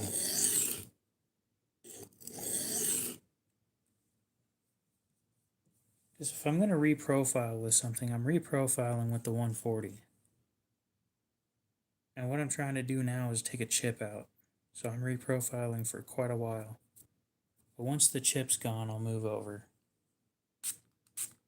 I was using that earlier tonight on the PM2.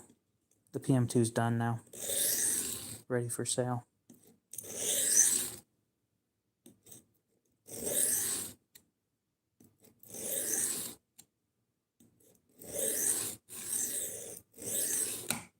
Ooh. Spooky.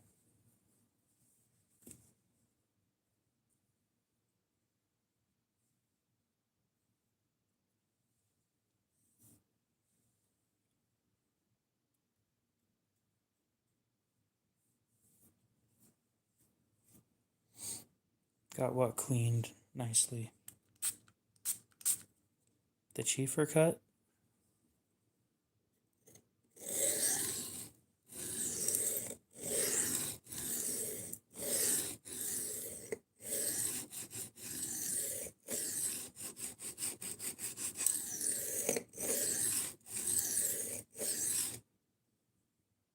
Oh, yeah.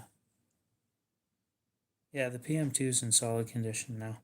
Other than the tip still being, like, the very, very tip being snapped off, it's sharp as shit up there, though.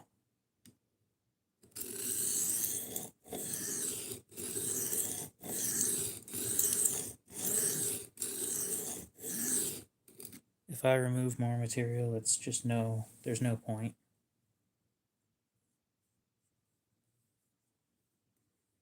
But yeah, it's in pretty good condition, and I'd be happy to buy it like that, too.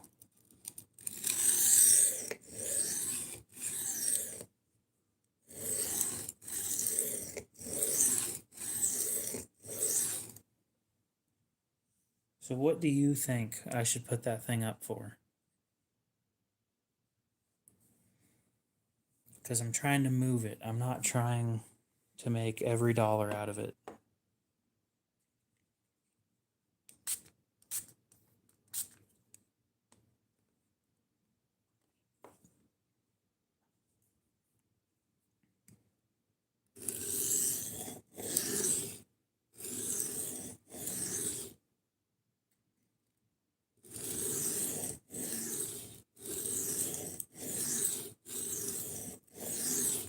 Okay. I would happen to agree. I was saying if people bought it direct from me, I'd do 140 plus shipping. 140 plus shipping's like 145. After shipping on Blade Binge, it'll be like 160.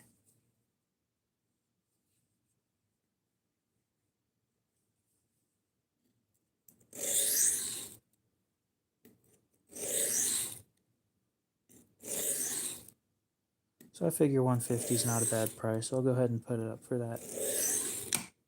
God damn. Would you stop sliding off, please? I'm about tired of hitting the table. Yeah, how much?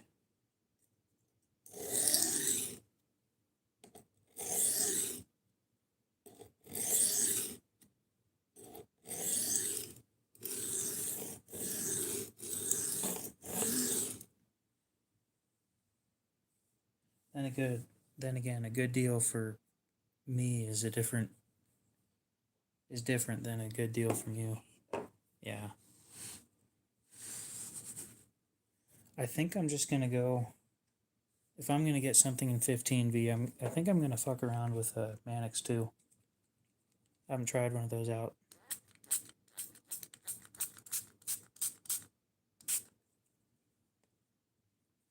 And the Mannix 2 and 15V is cheap. Cheap.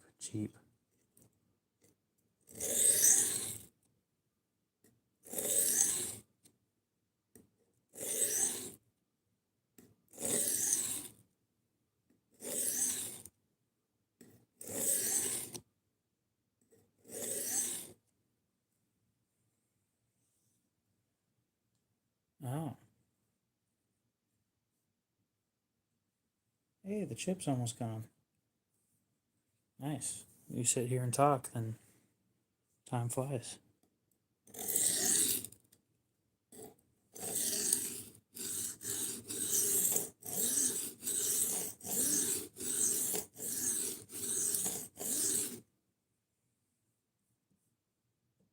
Dude, my response to the Sharpo guy was great.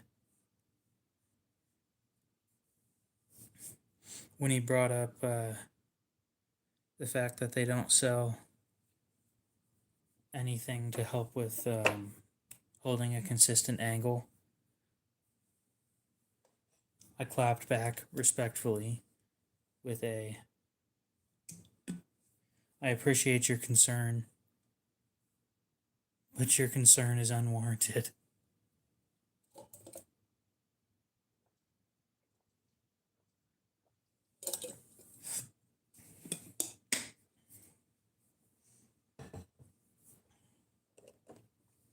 Aftermarket scales and the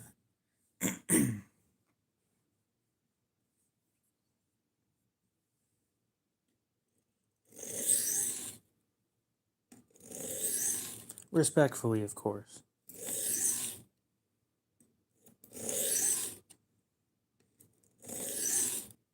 So the films should be showing up tomorrow, and they want me to make a video with them. So I'm not great at close-up footage, but I really need close-up shots to make a video with these things.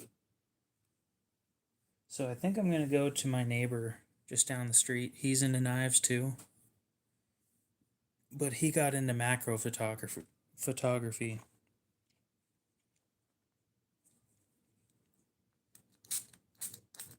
He might be willing to help me out with some up-close pictures of an angle.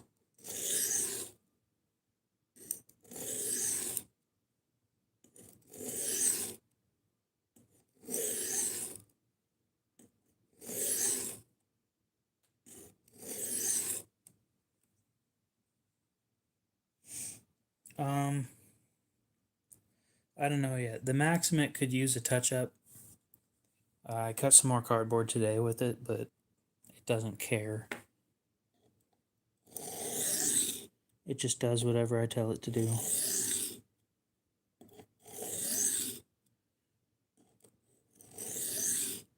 But I do want my Sandrin sharp because I want to carry it.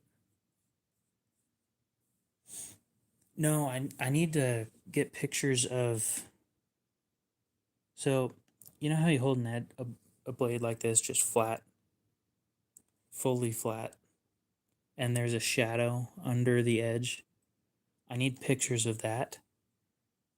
And then I need pictures of it without the shadow, which is how I hold it to get my angle properly.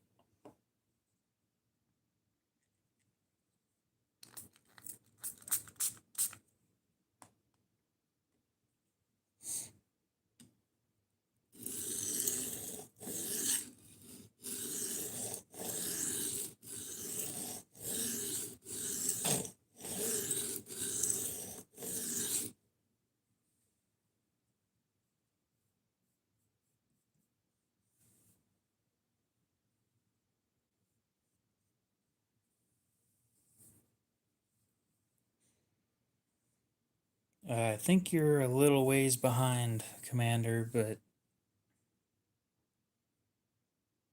their excuse was they don't sell windows, they replace them.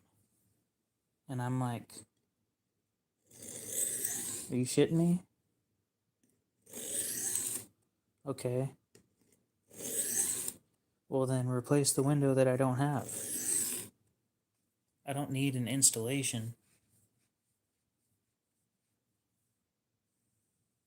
Well, that's the thing, is I don't actually need a window. I just need a pane of glass. I just need a piece of glass. That is it.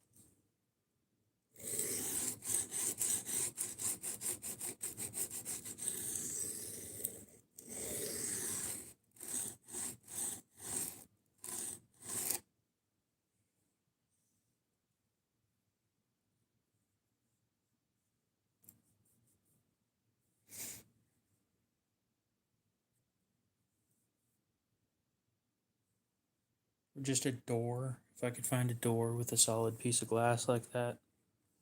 I don't know.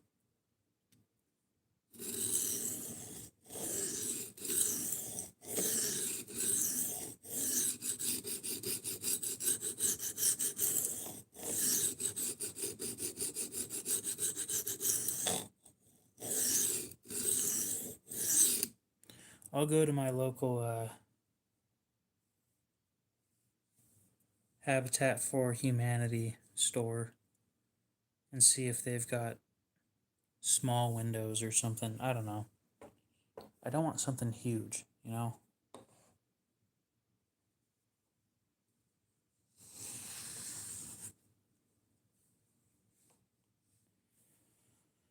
So much steel.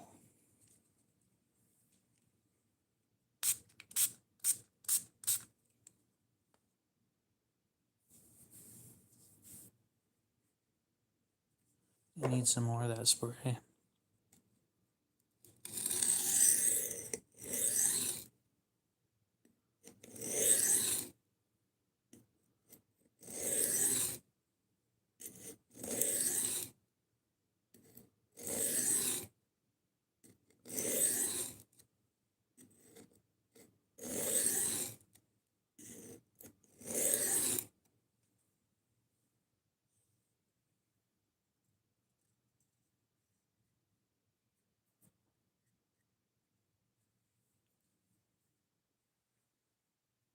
You're not wrong. If I wanted to buy... Who am I kidding? I've got Maximate. I could cut glass anyway.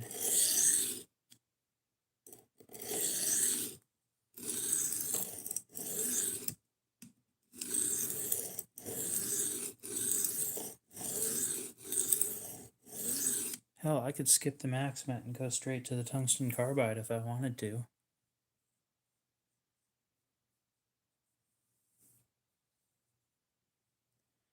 I don't know. I've heard a lot about people buying those things lately because they're finding them for cheap or something, but I don't know anything about it. People just say, yeah, I got a SOG PowerPoint for like, or PowerPint for like 20 bucks. And I'm like, cool. I have no clue what that is, but good for you, dude.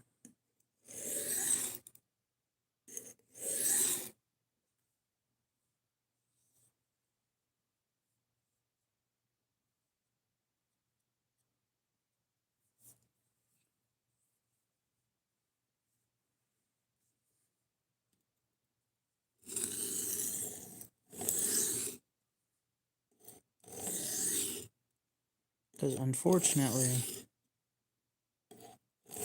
as much knowledge as I have, I don't know everything about every knife. I'm pretty sure the PowerPoint is a multi-tool, but I never really looked into it. So I wouldn't know.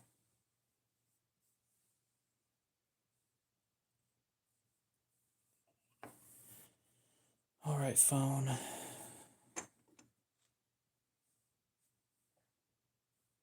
Let's look it up, I guess.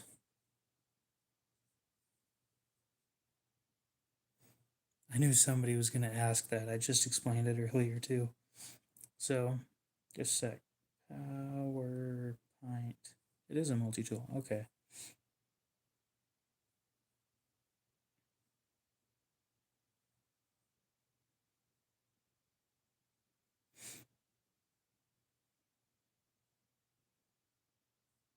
$50.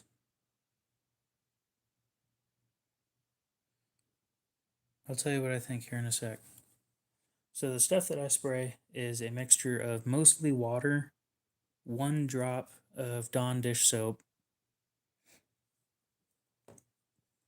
I cover the bottom of this 2-ounce bottle with alcohol, isopropyl alcohol. 1 drop of Dawn dish soap. The rest of it, all the way up to like right here, is just water.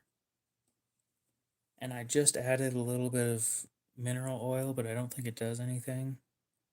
So, no, I haven't noticed a huge difference. And I've got a shake it every time that I use it if I want the oil to do anything. Now, the PowerPoint.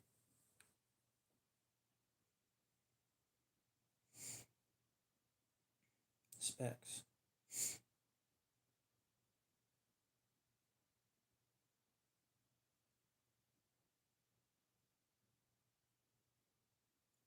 It has a lot of shit. I'll give it that. 18 tools for $50. That's kind of hard to beat. So it doesn't sound terrible.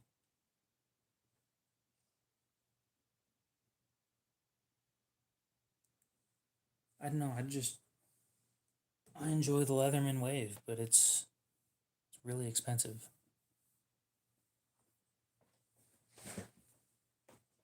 Anyway, I'm gonna go make some more of this stuff real quick.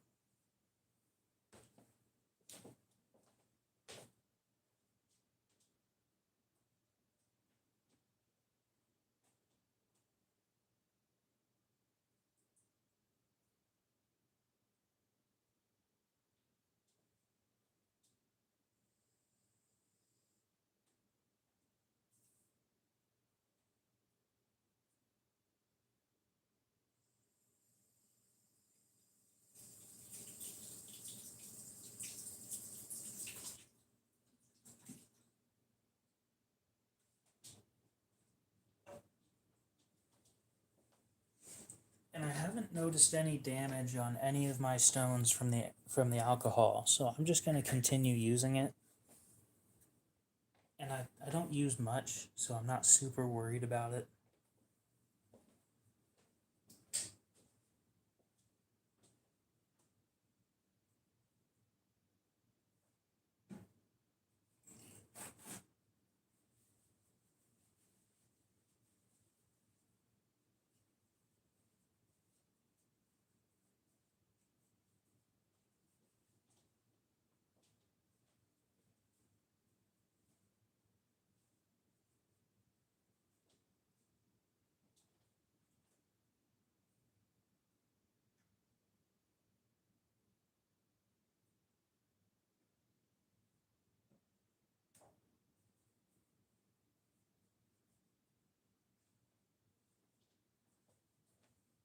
So here's how much alcohol I use. It literally just covers the bottom. And that's it. Not much. It's like a 40th of the whole bottle.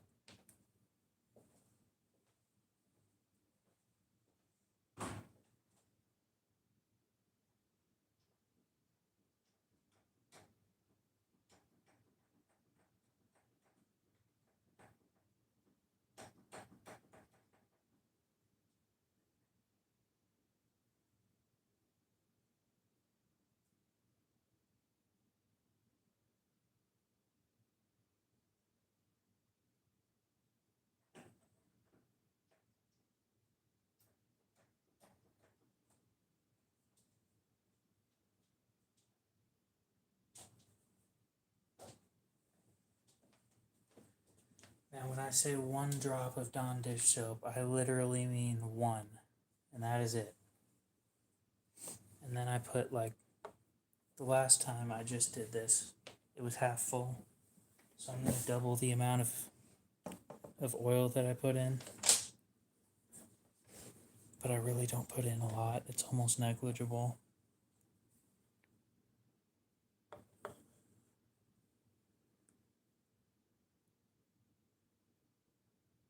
One, 2, 4, 5, 6, 7, 8. 8 drops.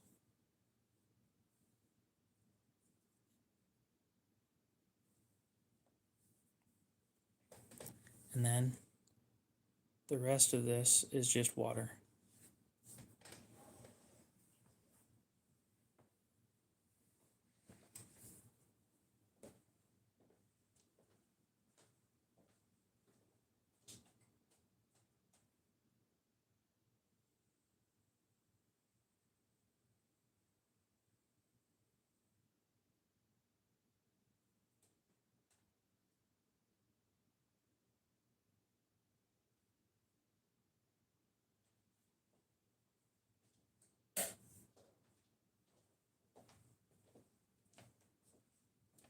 Okay.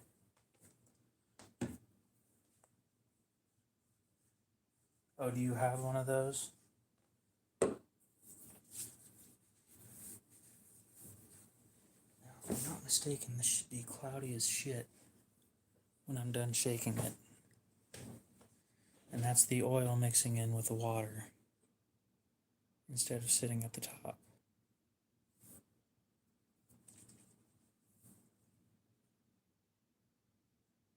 Yeah. Cloudy. So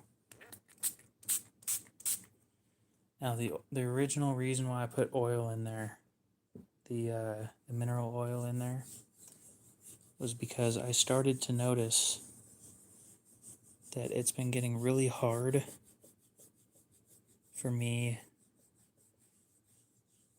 to spray it evenly.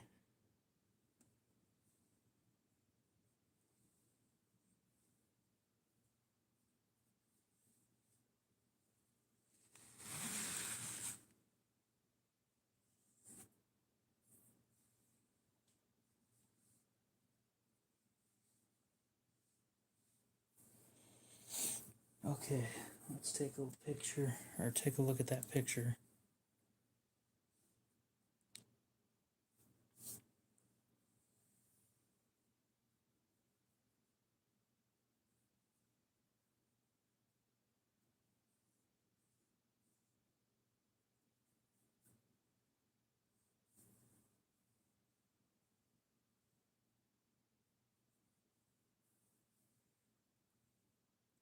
Man, why'd you send me a picture of that?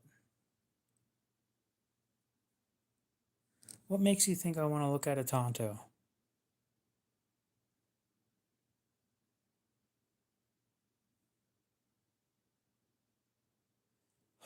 God, you are despicable.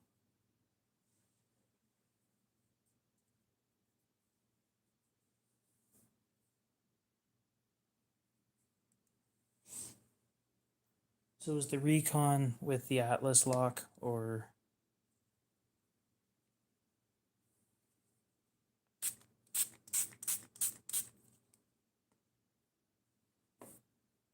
is it the Triad?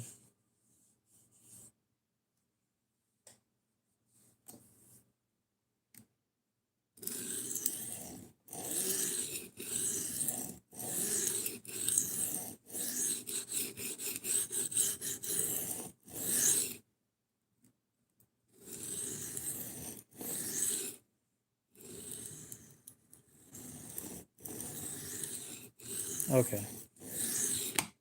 You know damn well I don't like Tontos because they're hard to sharpen.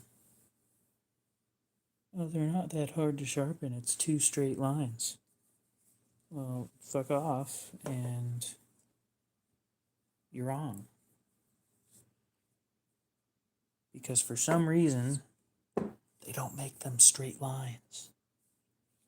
They make them with a slight bit of round to them. And then I gotta flatten that out. Because I can't sharpen it any other way. I wish it was 60 grit. Dude, that would rip this thing up. It is 140 grit. Do they make a 60 grit? Probably not.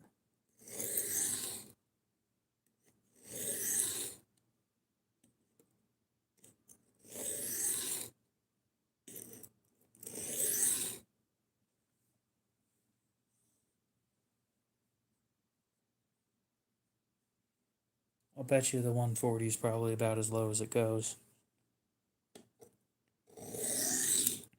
Because then you just got giant diamond chunks falling off every time that you use it.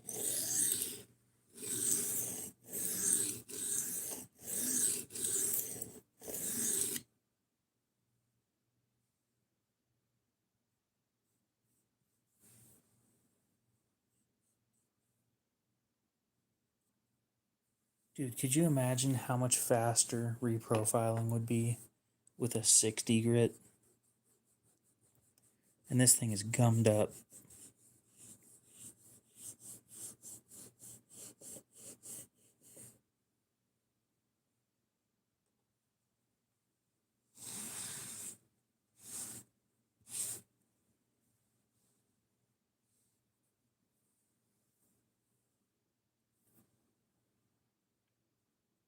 If your knife is heat treated properly, probably not.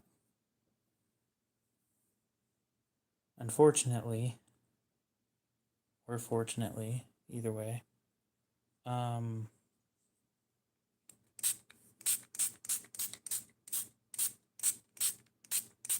it kind of depends. Your knife should probably be harder than the file.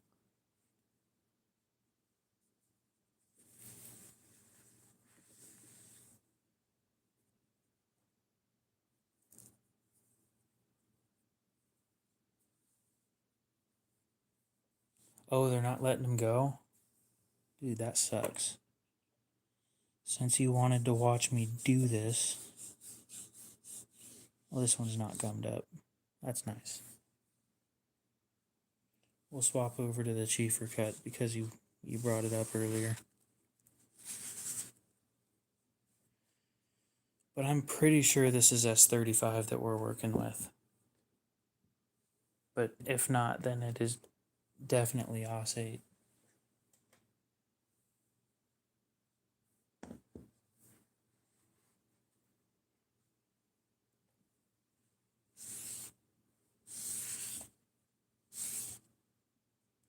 Any gouges? Any new gouges?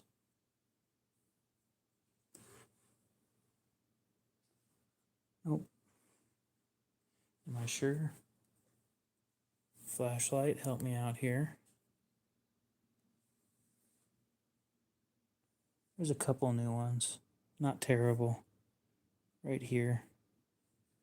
Barely, they're not even noticeable to the touch. Well, they are, but this one's still pretty bad. You guys can see it right there. That line.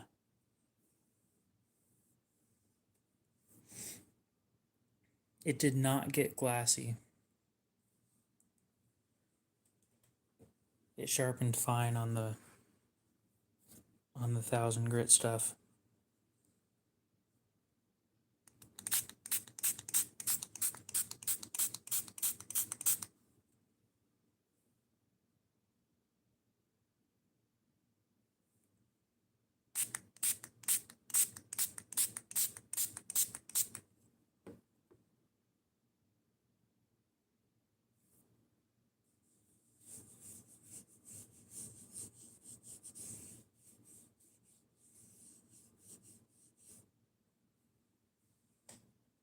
Yeah, I just think it's AUS-8 that's a little bit hard. Which means that it probably isn't AUS-8A. It's just regular AUS-8.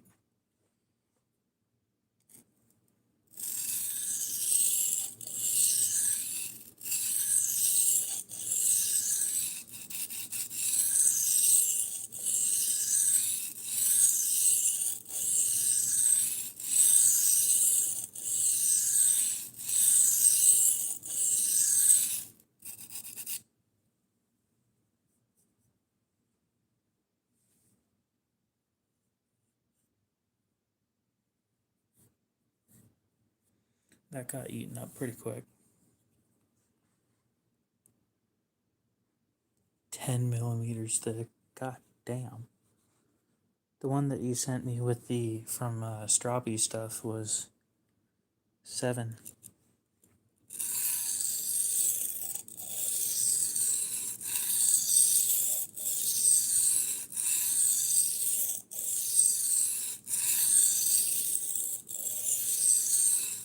Those were bonded though, weren't they? I think this is 5 thick.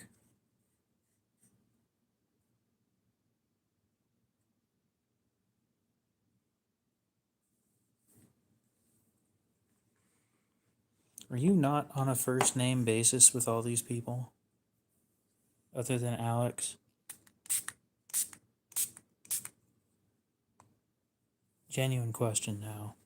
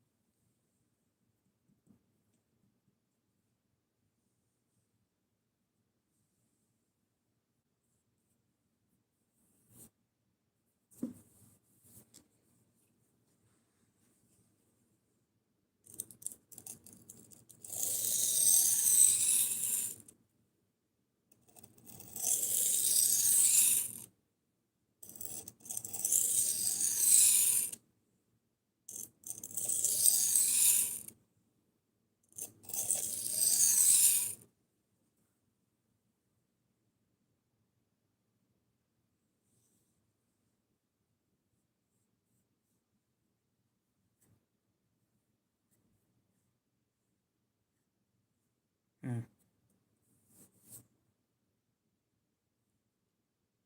I guess once I learn somebody's name, I call them by name, depending on if they're open about their name or not. I know Eagle Scout EDC's name, I know Knives I Guess name, but I don't think either of them has come out publicly with their names, so I'm not going to be the one to do it first.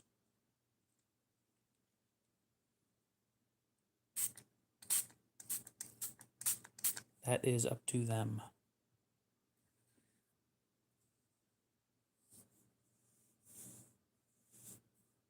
What do you mean wasting time?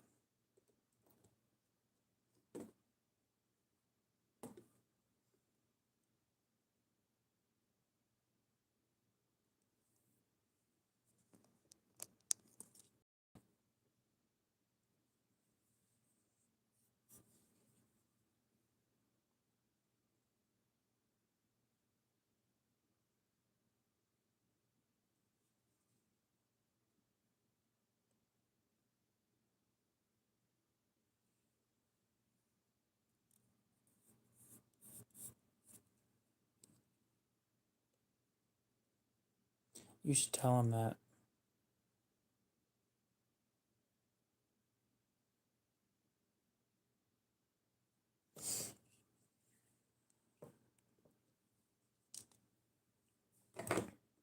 I'll tell you what, sometimes I have to toot my own horn. I am getting pretty damn good at this.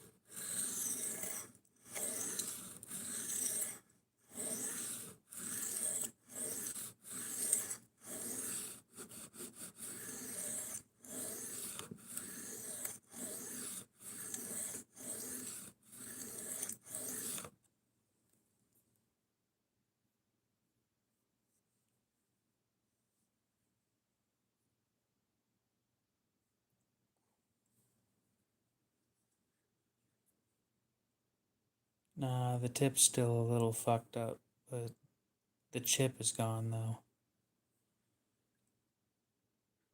You can see that the tip's still a little fucked up.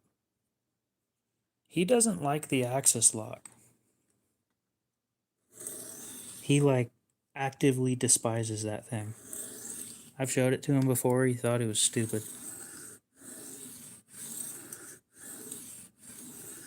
Now don't get me wrong, it's not my favorite lock mechanism, but he is like actively hating it. He likes his liner locks.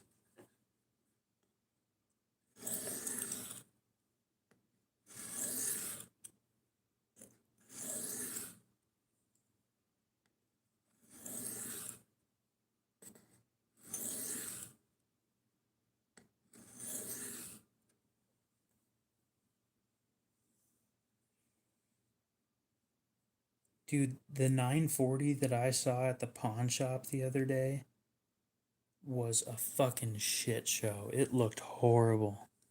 I felt so bad for that thing. Cause so here's what ended up happening, right? It went through a belt sander at some point. And not only that, but the thumb stud fell out and then they welded that hole shut.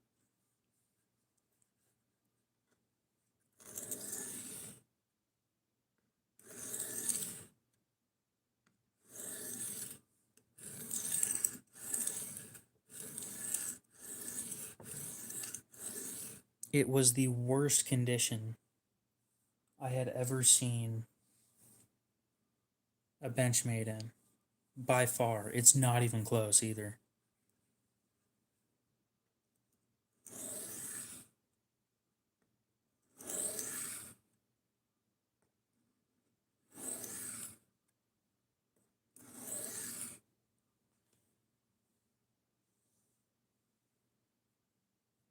Oh yeah, there is no way that that thing is still gonna hold an edge properly.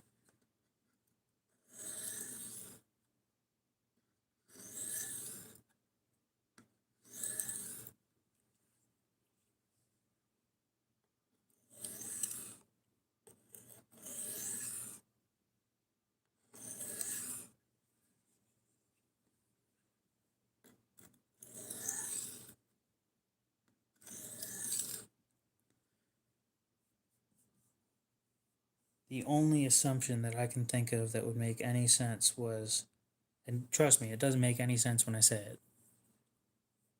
The thumb stud fell out or broke off. They decided, I'm going to fill this hole in with weld, right? I'm just going to weld this hole shut. And then once they did that, they're like, well, shit, now I've got weld buildup. I have to knock it off somehow. And then took it to a belt sander. There was nothing left of almost any of the writing on that thing. And the worst part is, it wasn't a base model. It was one that was an S90V with carbon fiber scales.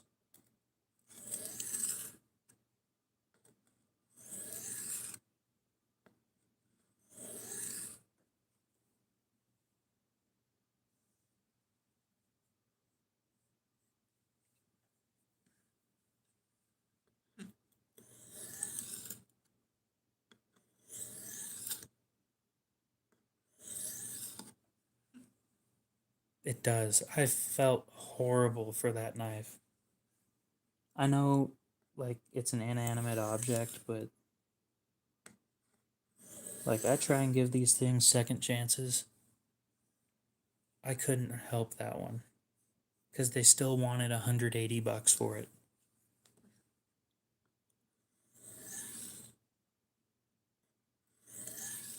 And I shit you not, that thing is not there anymore. Somebody bought it. Now, not only do I feel bad for that knife, but I now feel bad for the person that owns that thing.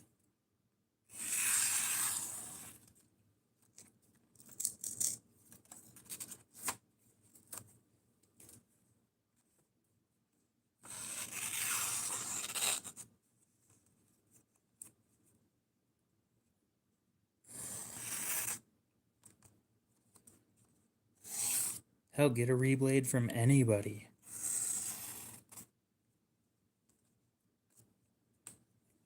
So I'm going to try 1,000 grit on a regular diamond instead of the DMT that's supposed to be 600.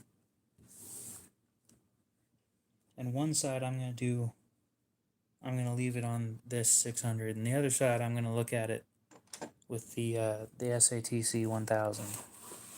And I'm just curious, I want to know if there is a difference between the two. And this hurts the soul to do, but I'm just putting it down. Okay.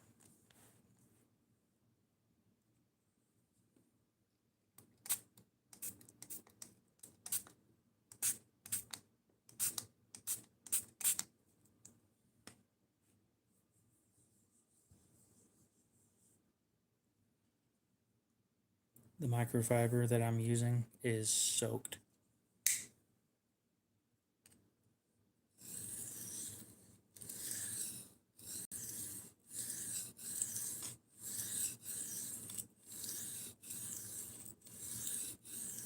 So I don't know what you mean by glassy. I really don't. Do you mean where it just skates on top of stuff?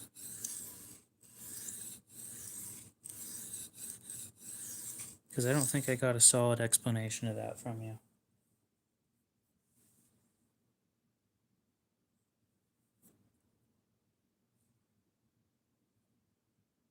Okay. So that is definitely still at least 800.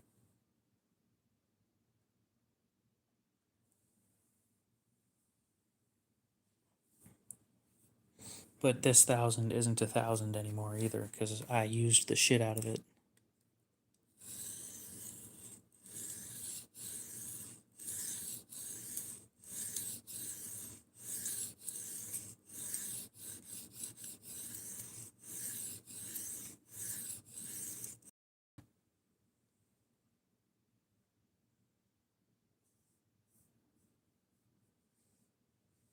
Oh, you mean like ceramic?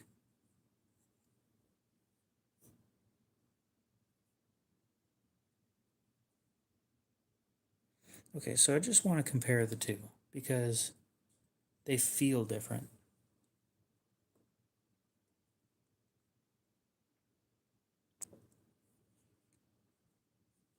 Okay, so 600 first.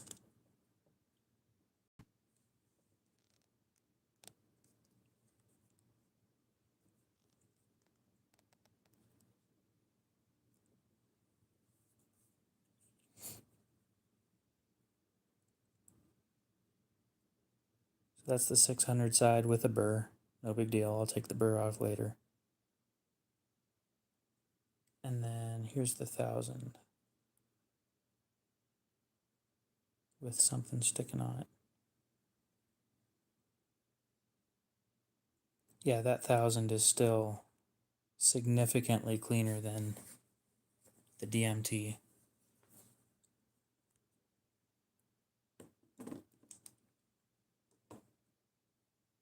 Yeah.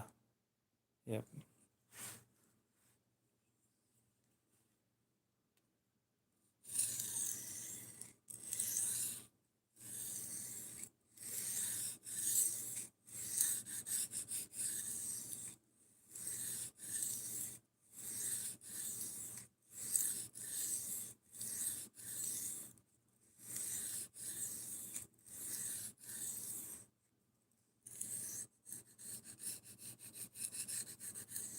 I think we confused knives, I guess, the other day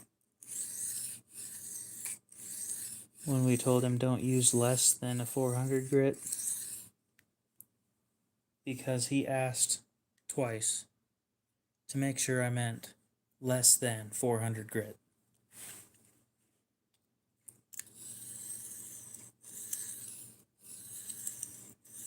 And I was tired as fuck when I sent that message.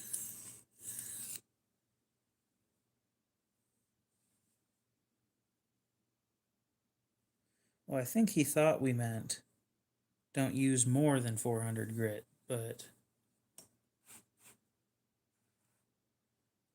well, of course, that's old man, early AM stuff. Your thing's shipped out.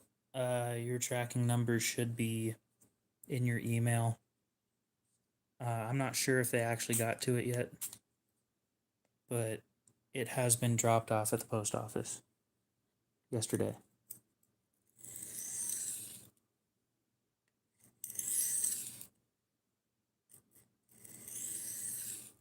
You know what's funny is for some dumb reason, I'm obviously tired, right?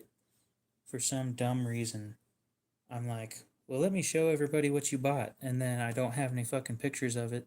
And I don't have the knife there. So I can't show you guys.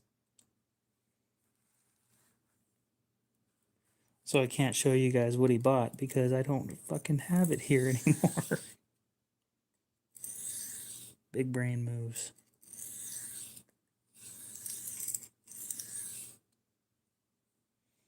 I should show him what happened with the 140. That was a fucking nightmare. Fixing that took way longer than I thought it would. Oh, dude, that edge is clean. And yeah, I'm always happy to try and move things. Yeah, it was a 6318, I think, or 6307, something like that.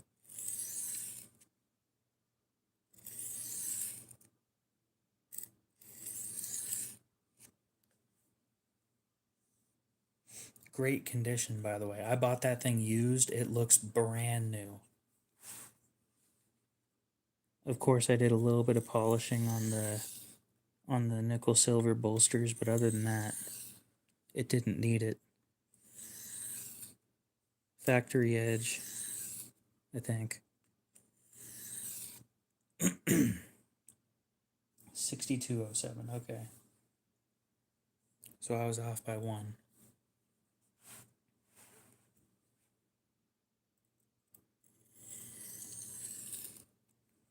And yeah, if you're ever looking for something, I'll see what I can find. I can't guarantee anything, but I can tell you I'll look.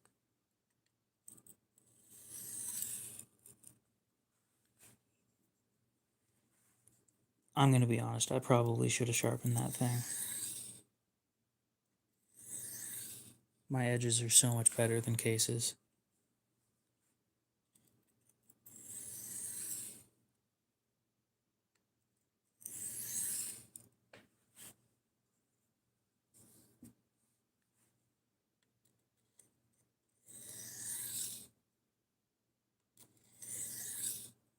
I don't even remember what year it was.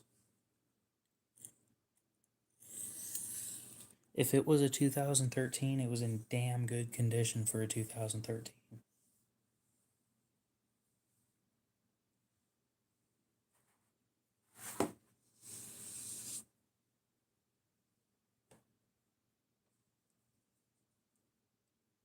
All right, paper.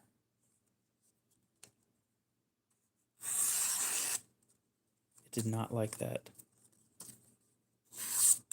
But I haven't stropped it yet, so we'll fix that.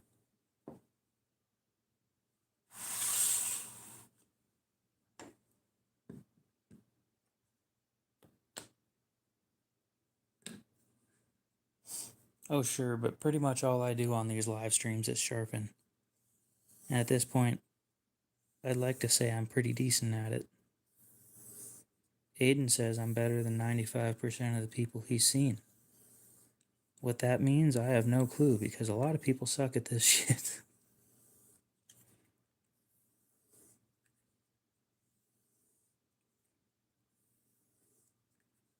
I can't quite get the hair whittling edges yet.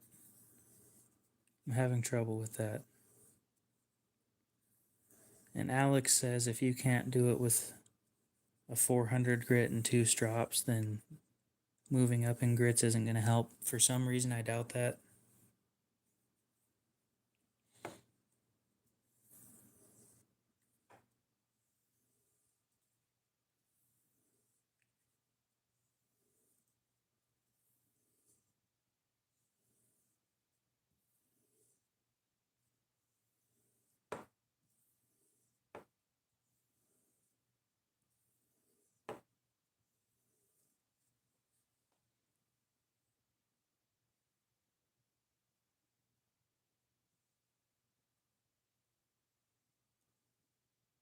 I might have done it. Dude, this thing, that edge is clean. I'm doing all right. How about yourself? Not even kidding. I think that that's the cleanest edge I've gotten in a while. And for this thick ass motherfucker, then I'm surprised.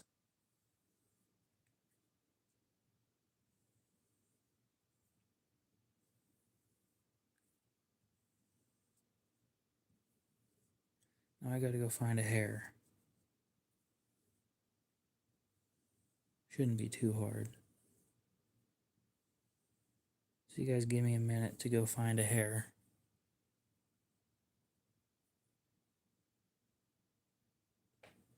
Paper test.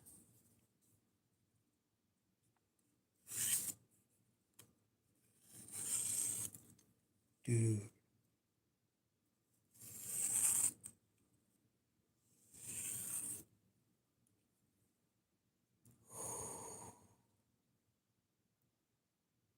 That is spicy. So this is a cold steel American Lawman. And I don't know what steel. Probably AUS 8, but I always thought that it was S35. It's back when they used paint instead of DLC.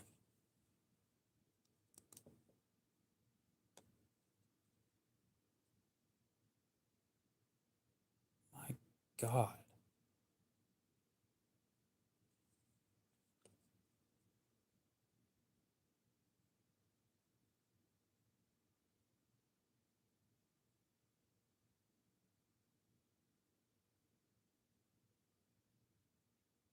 Dude.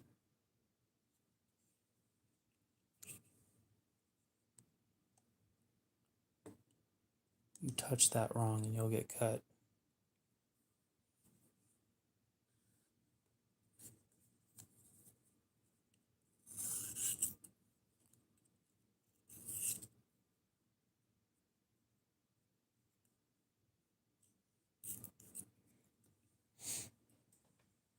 Well,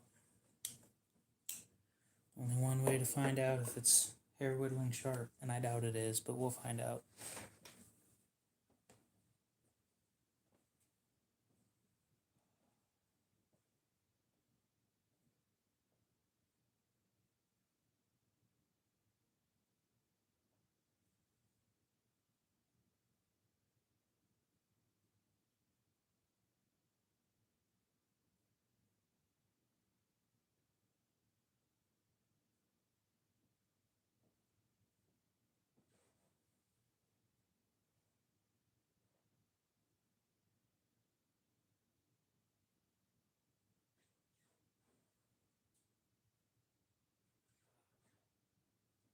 Beautiful. I mean, kind of gross, but because hair bothers me.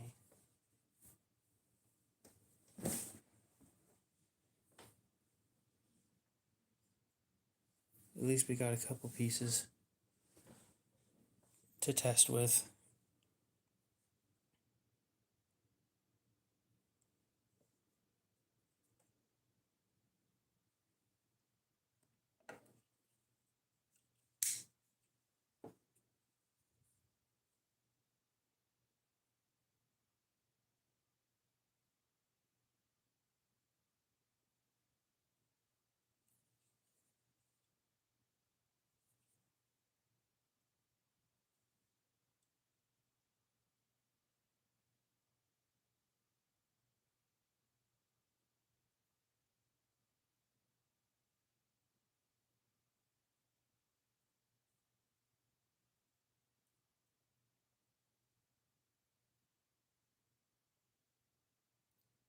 No way.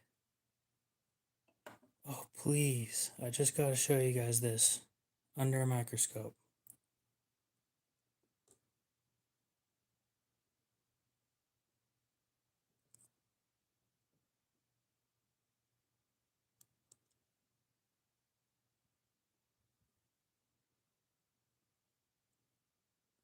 Got to find a way to hold it.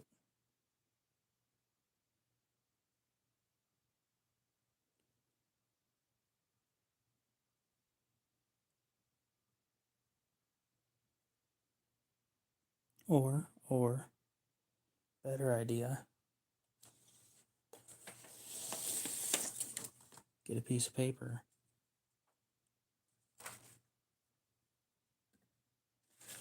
put it flat on the table,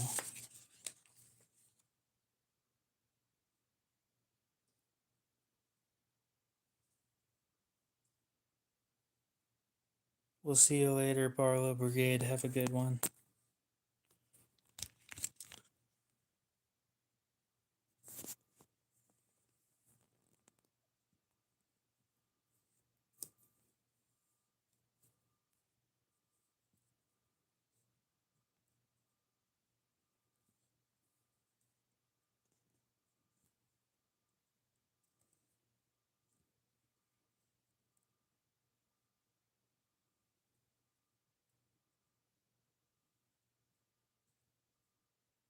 I'm having trouble finding it.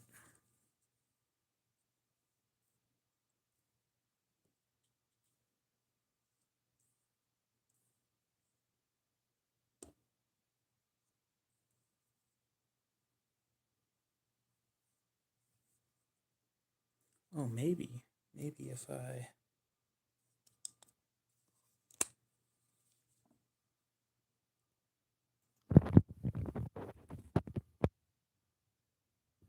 can see it right there.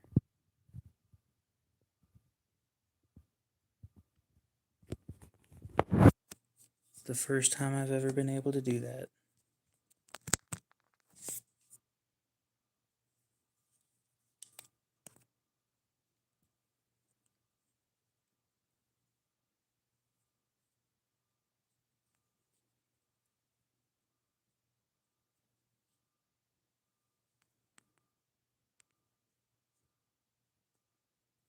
Hey, a piece of hair.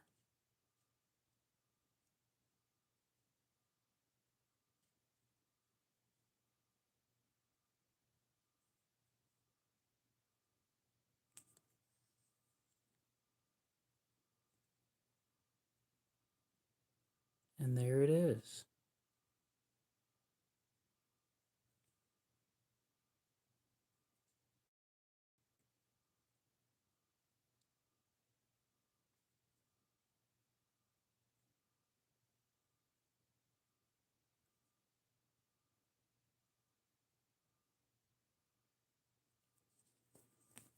Ah, wild shit. See, I told you guys, he said that if you can't do it off of a 400 grit and 2 strops,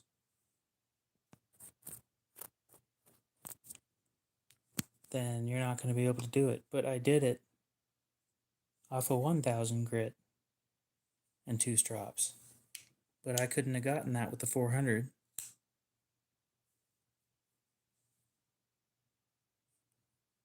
Oh, beautiful. It's about damn time I've been able to do that. I should clip that.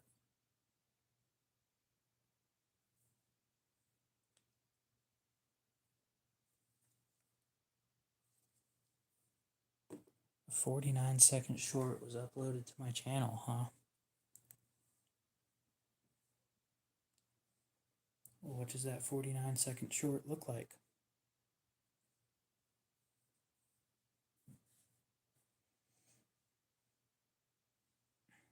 Please show me what I want to see.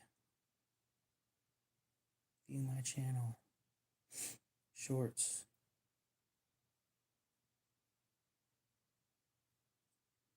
Unlisted.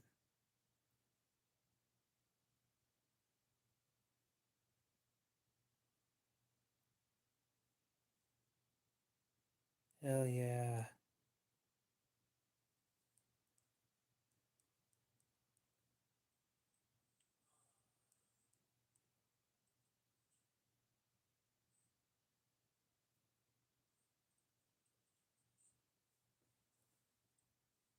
Let me guess. Chat's broken again. No, okay, so just nobody's talking.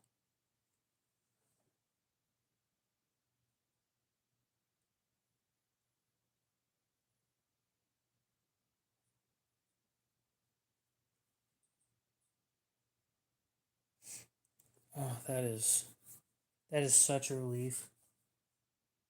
I've been sitting here trying to do this for weeks, and it's the first time that I've been able to pull it off.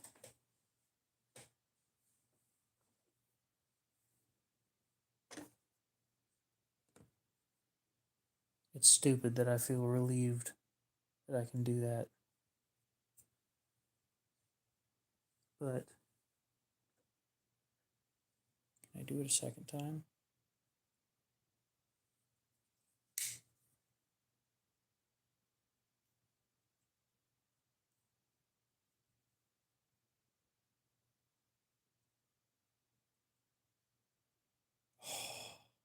Dude.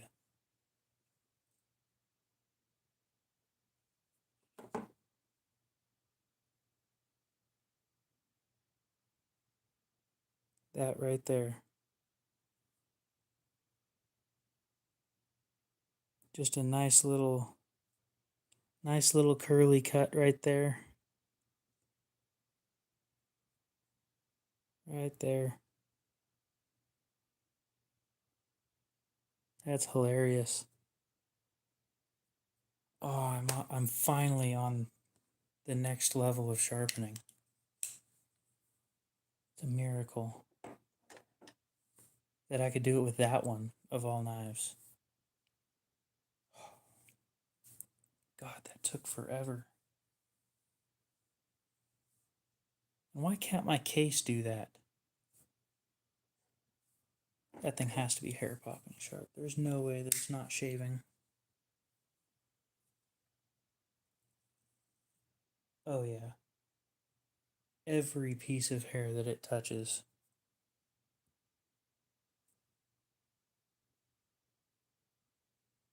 Every single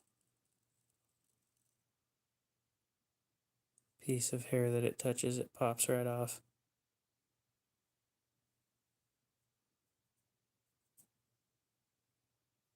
Well, now that I got more bald spots on my arm, that's just wonderful.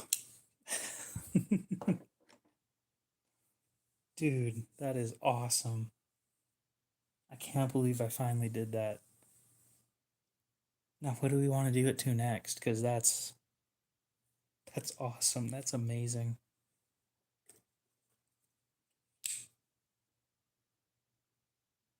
You know, of every knife that deserves it, I think the one that I abuse the most.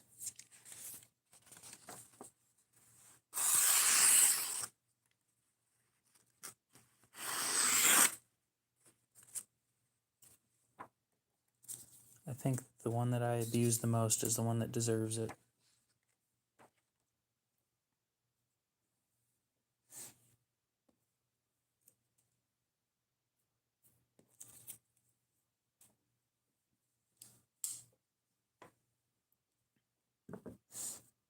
So we'll start with this.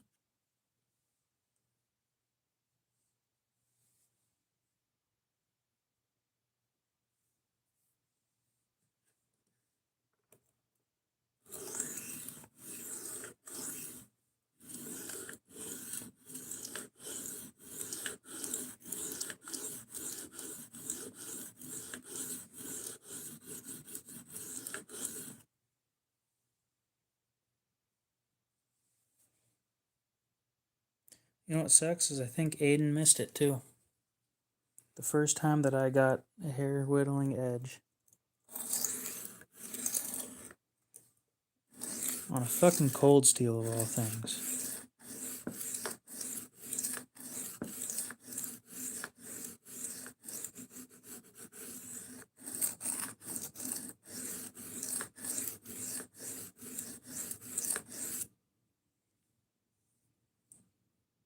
Couldn't have started off with a Spyderco or something like that.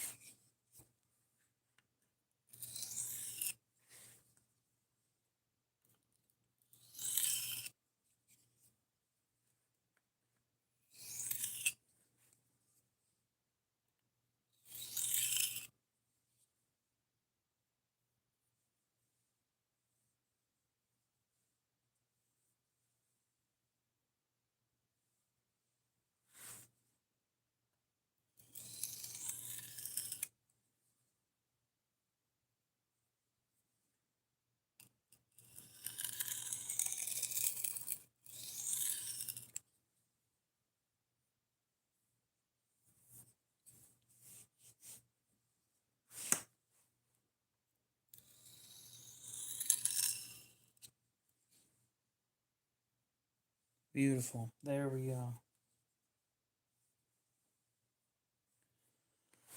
Finally remove the burr.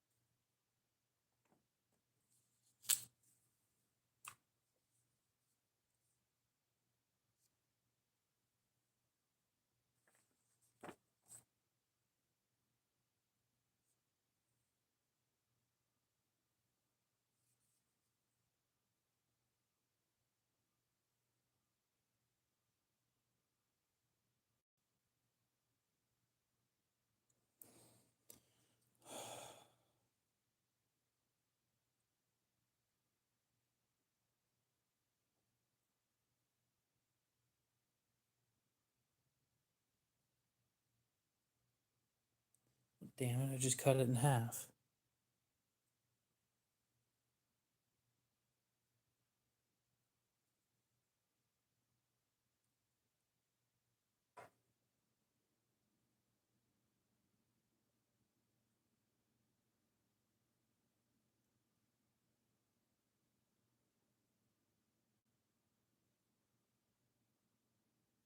It's not quite the same hair whittling that Alex gets. Where it seems like in his videos, his just touches the hair and it starts shaving it, or it starts well, cutting little curlicues into it. And I can't quite get it that far yet.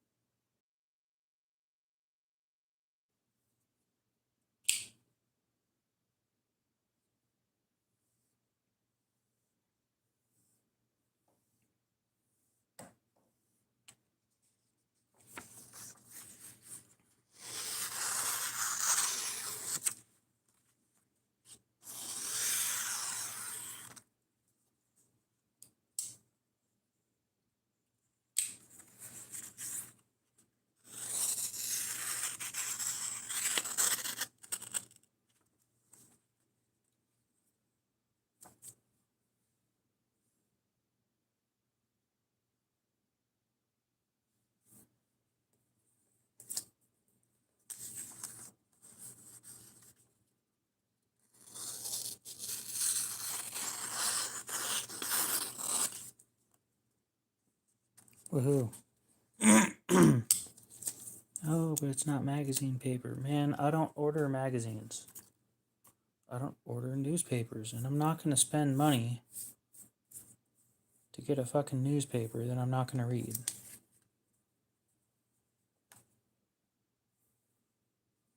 Like, the newspaper's significantly more expensive than 500 sheets of paper.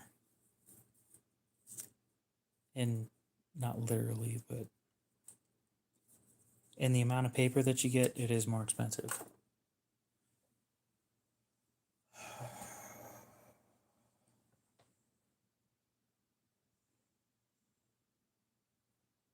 That just went great. I am impressed. And it is 3 a.m.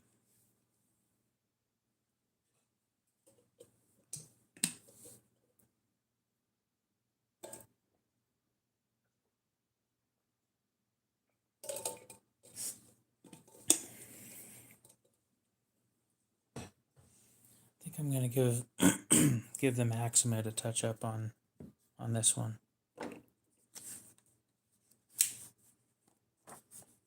I don't think it needs it, but it needs it. Never mind.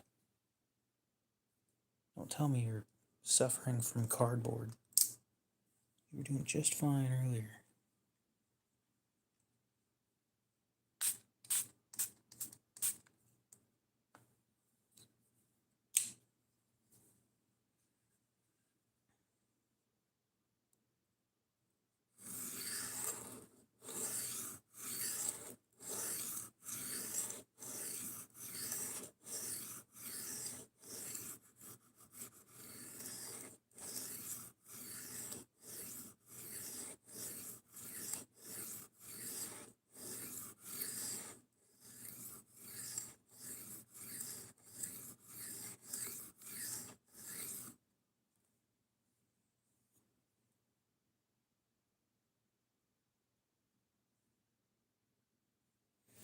And for anybody wondering, I'm not bringing it any higher than this.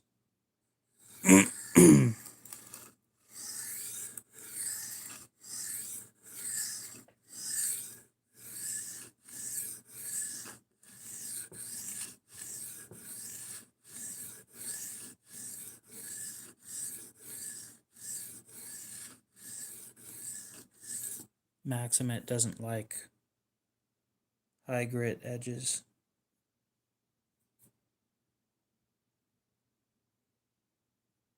Yeah, this thing just always feels like ceramic. Like, it doesn't feel like it's gonna cut you, but it will. Treat it with respect, or else it's gonna beat the shit out of you. Blah, blah, blah.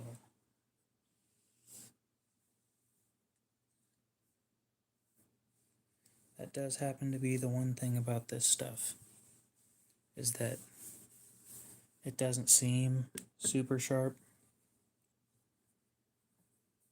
when you're touching it. But the moment you play with it a little too much, it's gonna decide, well, now's the time.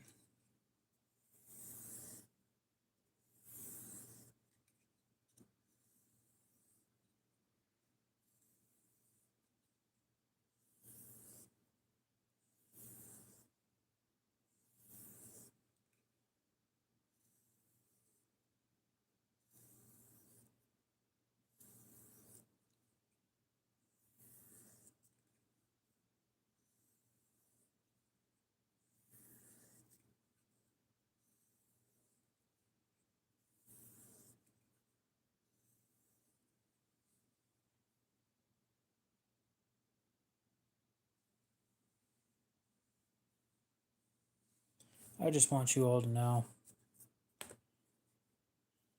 that this shit's weird.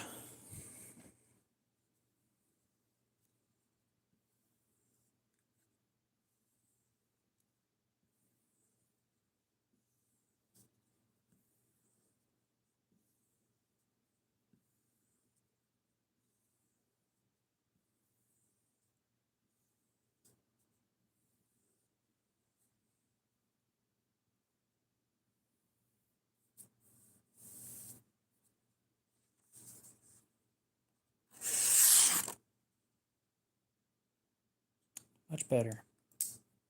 It's a lot less toothy though. I don't know how long that's going to last. Maximate doesn't like playing with that kind of stuff, so we'll see how it goes, I guess. Can you do the swirly thing? Not the same way.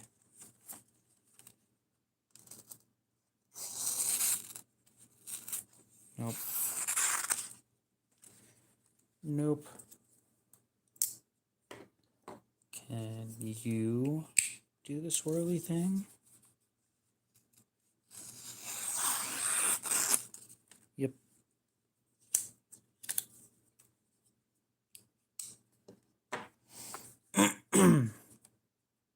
Can you do the paper towel thing? Now that's the test right there. Get a paper towel.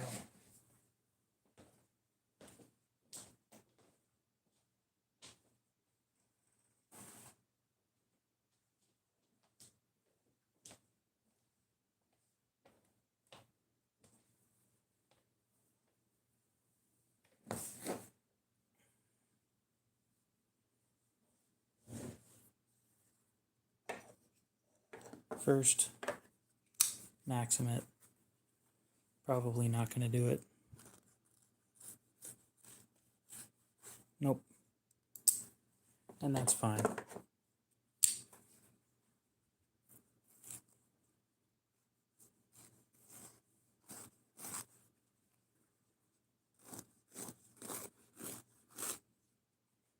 That's just tearing it.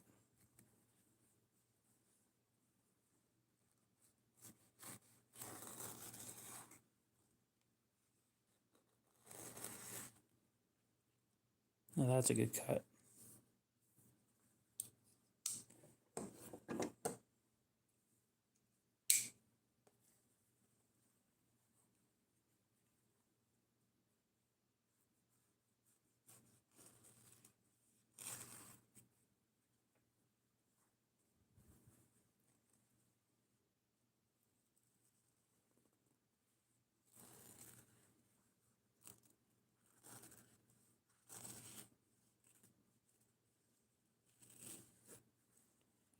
Yeah, that one didn't cut as cleanly, but it still shaves hair, and it whittles hair, and they are sharp. They are definitely sharp. One more knife before I'm done. This cutie.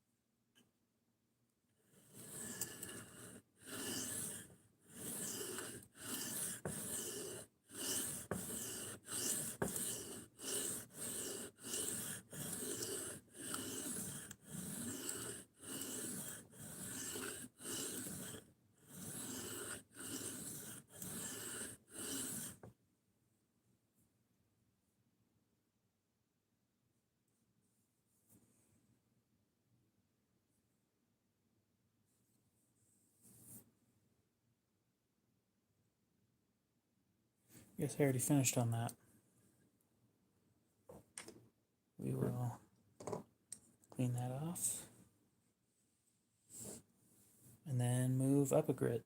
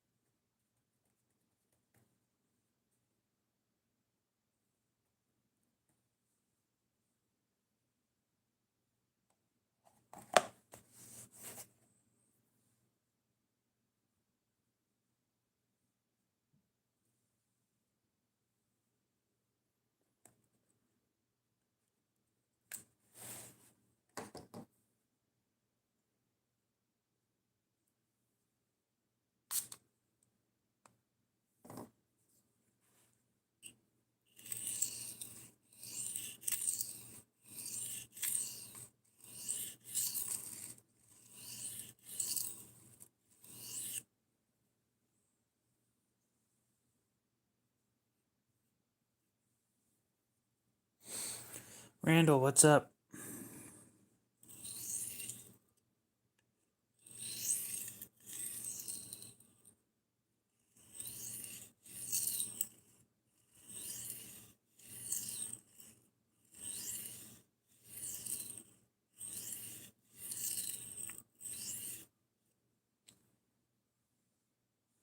Well, alright.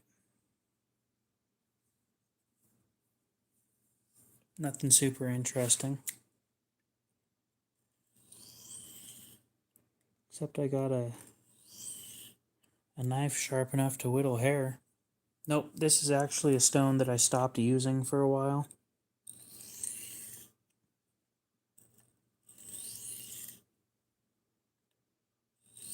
It's actually the cheapest stone I own.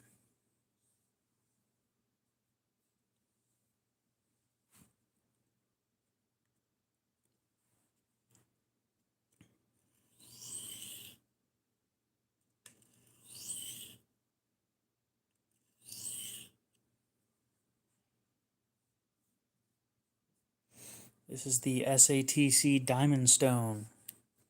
It is roughly $22, I think, on Amazon. And honestly, after breaking it in, it's great. I just stopped using it because I thought my DMT was this high of a grit. It's not.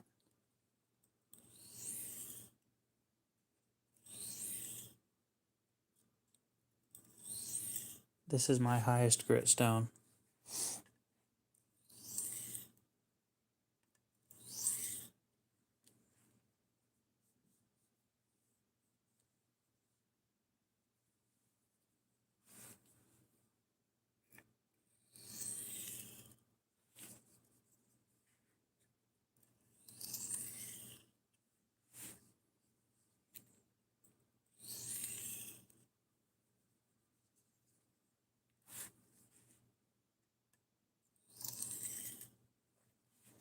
Anyway, if you're interested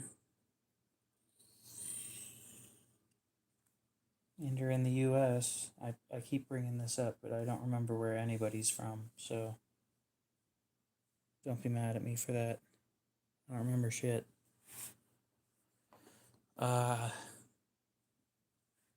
have a half serrated tenacious that is basically brand new, that is going up for sale.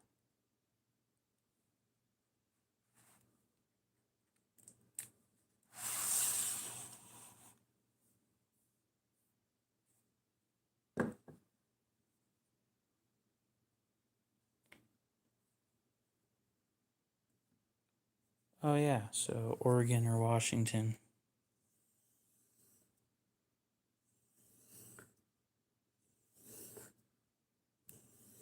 Do you like half serrated knives?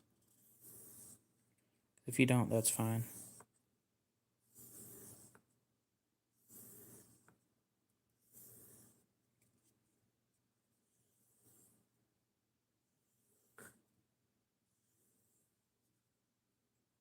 You do. Like, do you actually, or are you just saying that?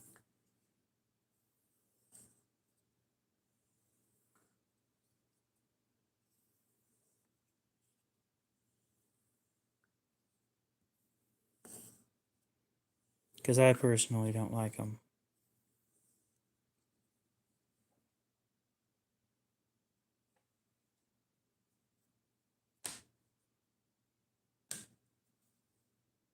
Um,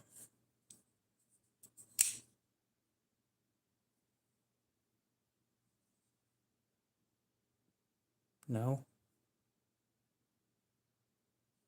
Well, the serrations are.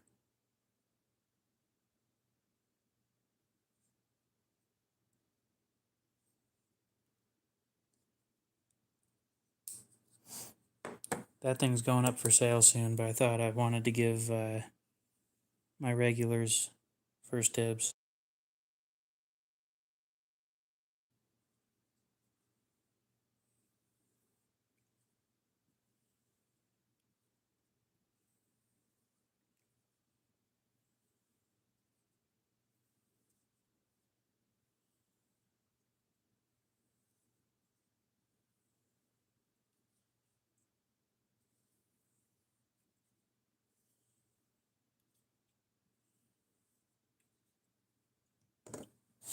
Best part is I'll sell it to you for what I paid for it. I just kind of want the money back. And I'm curious what they go for. I still have the same number in my head. Okay. Would you like me to hold it for you? Because I'll hold it for up to a month.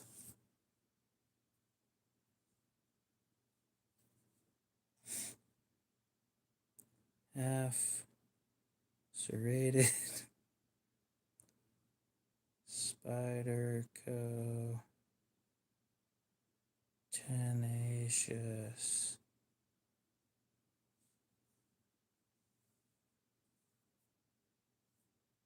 Looking for new prices.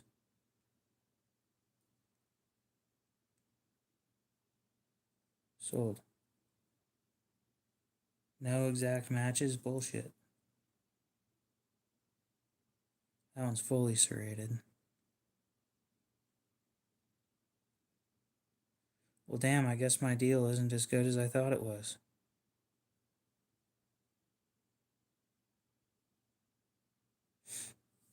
Anyway, my price was 45 shipped, but honestly, you could do better on eBay. Well, actually, some of these aren't. No, never mind. Most of these things aren't new. That one's 48, new, but no paint.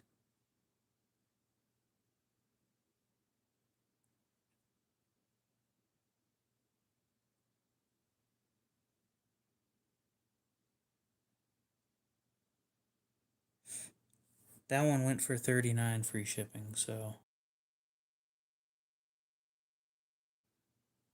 I know, sounds like I'm probably going to lose money on it. Not a huge deal. Yeah, seems like they're selling right around 40. Unfortunately, with free shipping, so I'll do 40 free shipping to match what everybody else is doing. That's the last three anyway.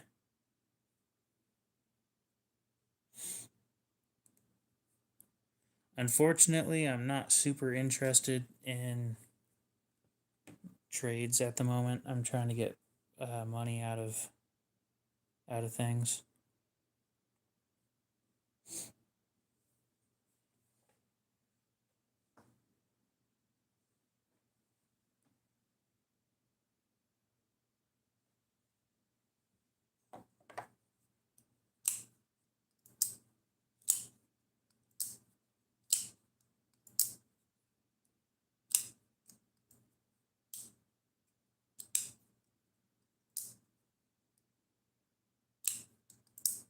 Sounds cool though, but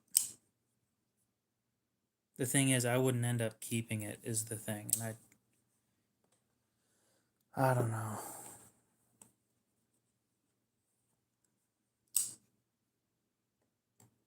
Need to clean this thing.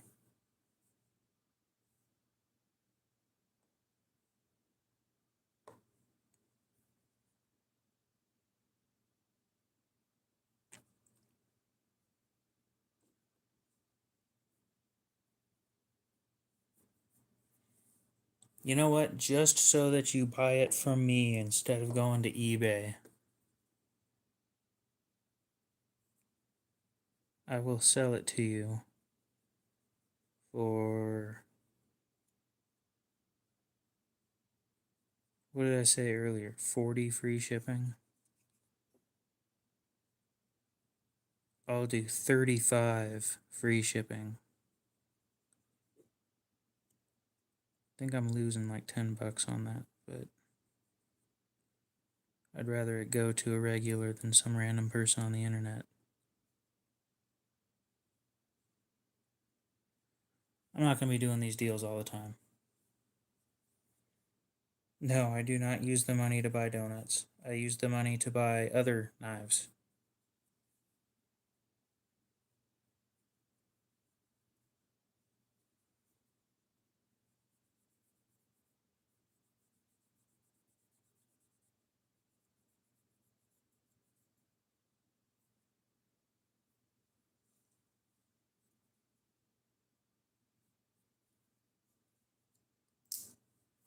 Anyway, I'll put you in the book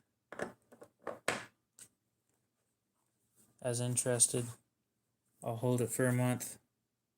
If you don't end up buying it in that month, then I will put it on Blade Binge for like 50. Okay.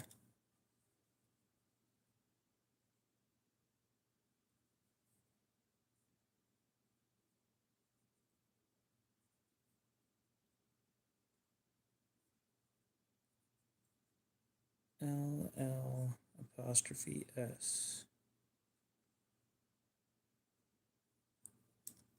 What is today? I'll bring my watch over here. August 27th.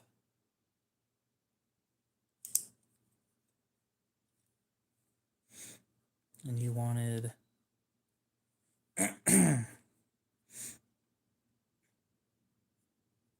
half SERR Tene CIOUSAUG 27th.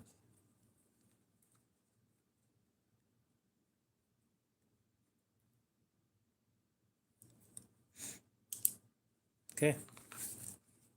So there's your name in the book. I have to cross that one out because that one's already been purchased.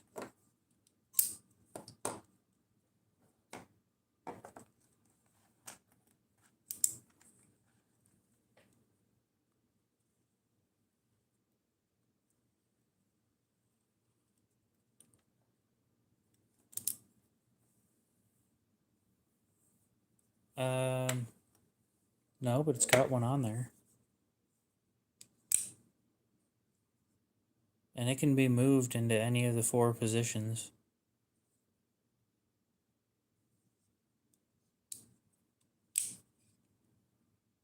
I mean, the thing is literally almost brand new. There's one chip in the paint right there, and that is it.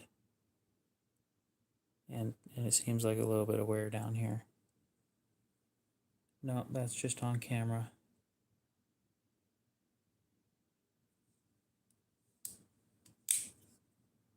Yeah, if you like half serrated knives, this will be great.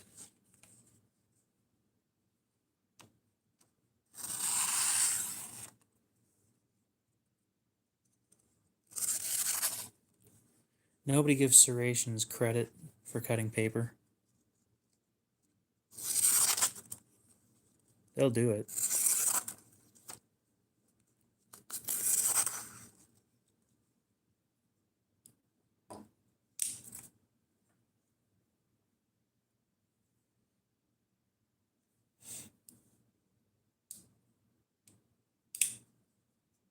You don't like shiny things?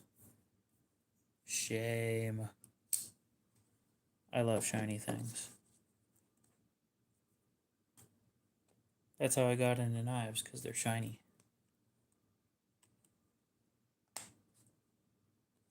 Like, ooh, shiny.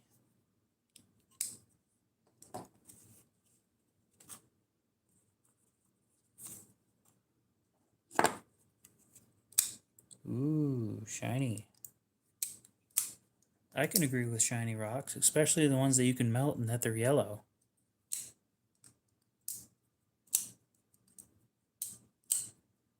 Apparently the shiny metallic yellow rocks are worth something, but that's according to everybody else.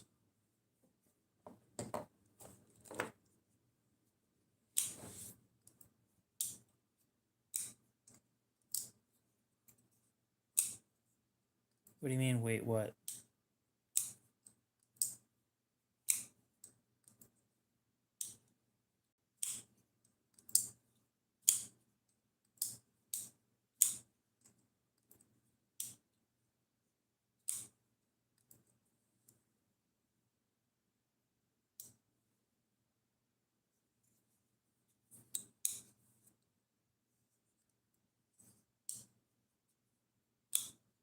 I'm talking about gold.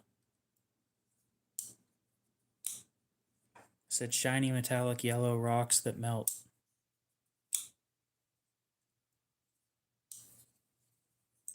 Yeah. I was kind of hoping you'd catch on to that one a little quicker, but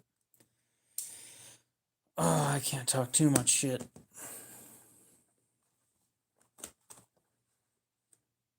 I'm not the brightest bulb in the drawer. Not the dimmest, but I'm not the brightest.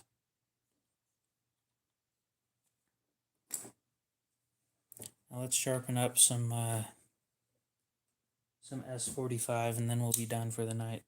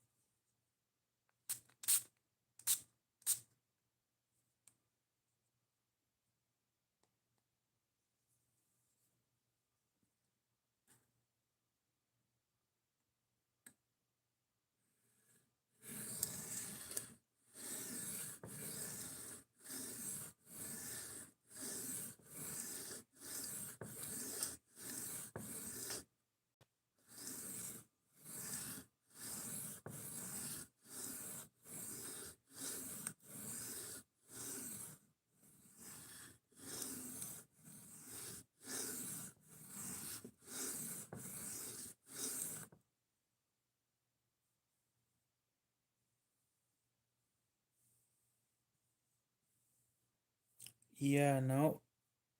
Just gold. Shiny metallic yellow stuff that melts.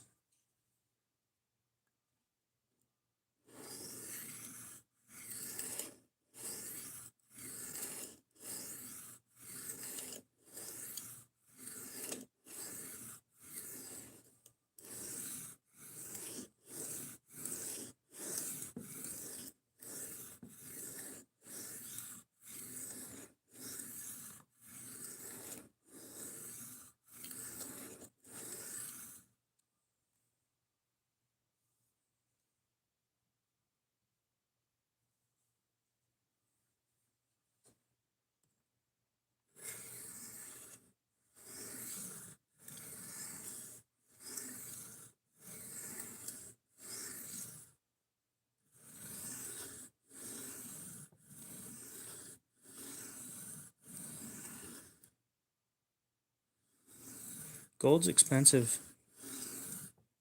It's really hard to get into. I got into it a while back and oh boy.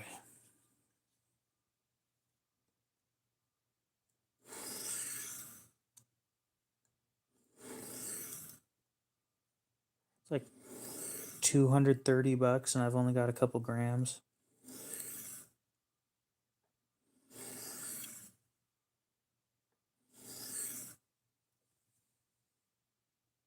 And I've got some silver too, like 5 or 6 ounces, but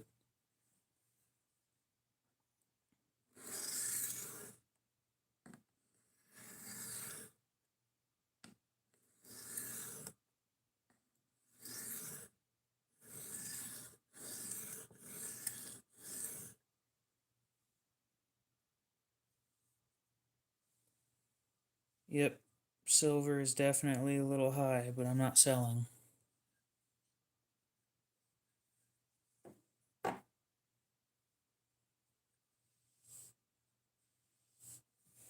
I bought back when it was like 30.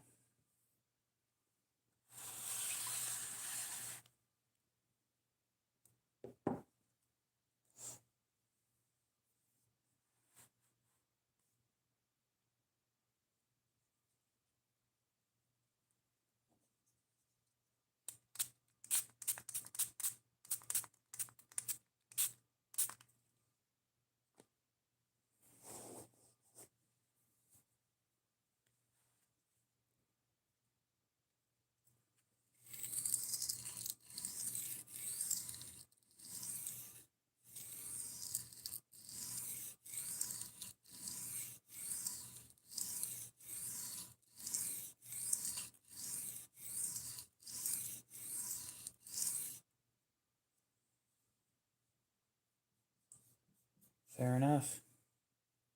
I bought a bunch of silver plated silverware and stuff from a lady for like $10. And now I just need to take the silver off.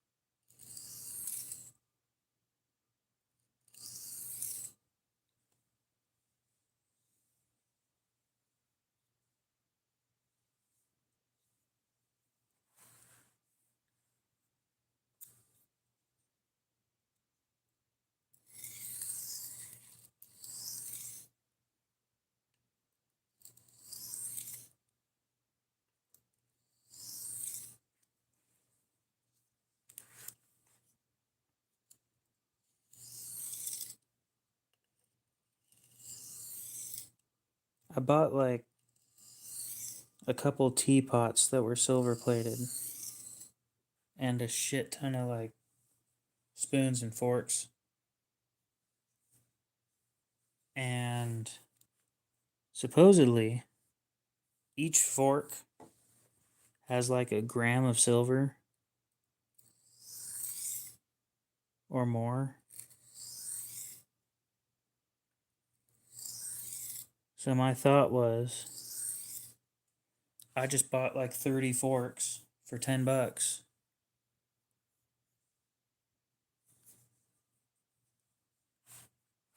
And I could get like $30 worth of silver.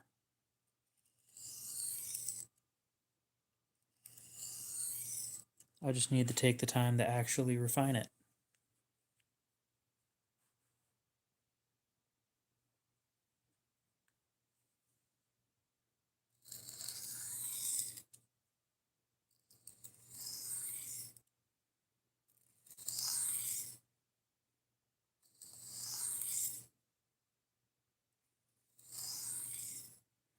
Yeah, the stuff that I got, you need to use electrolysis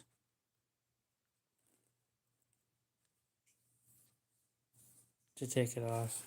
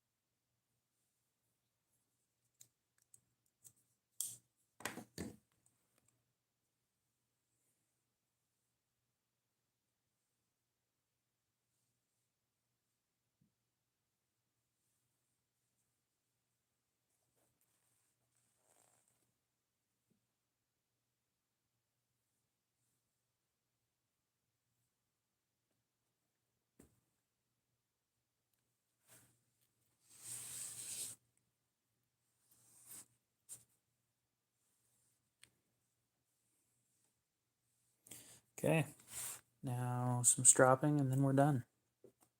And then I get to go to bed. Which sucks, because every time I go to bed this right after a live stream, I feel like I'm wasting time.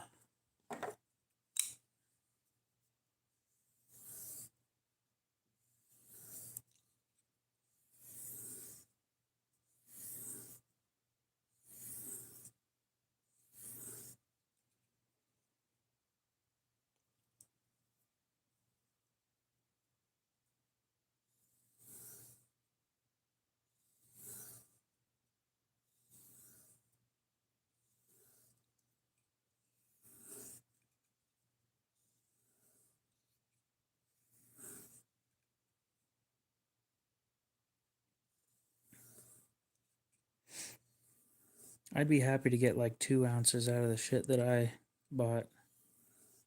Because 2 ounces is almost $80 now. But back when I bought it, 2 ounces was like 70.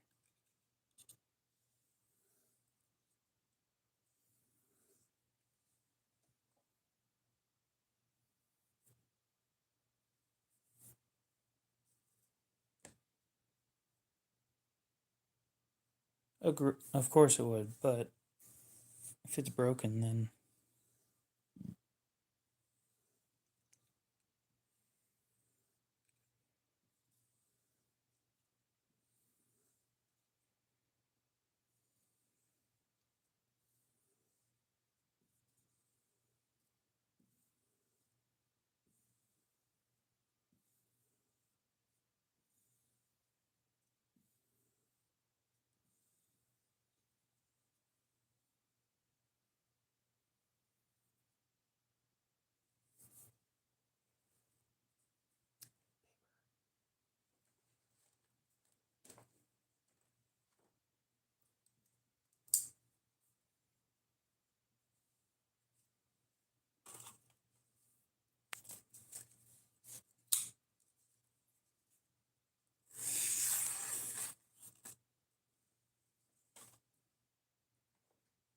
paper towel.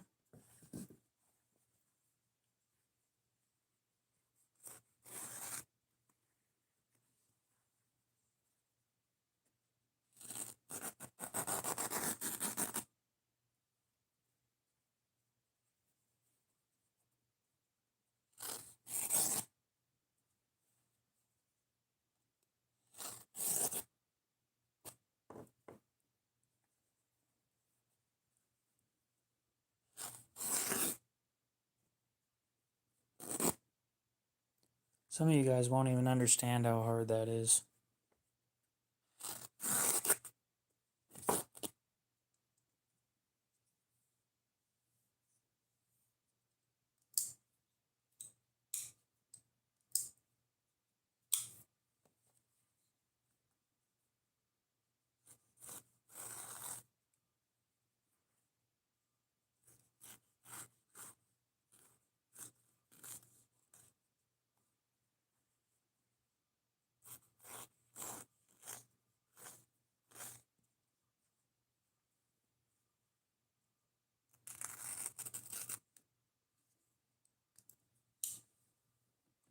All right.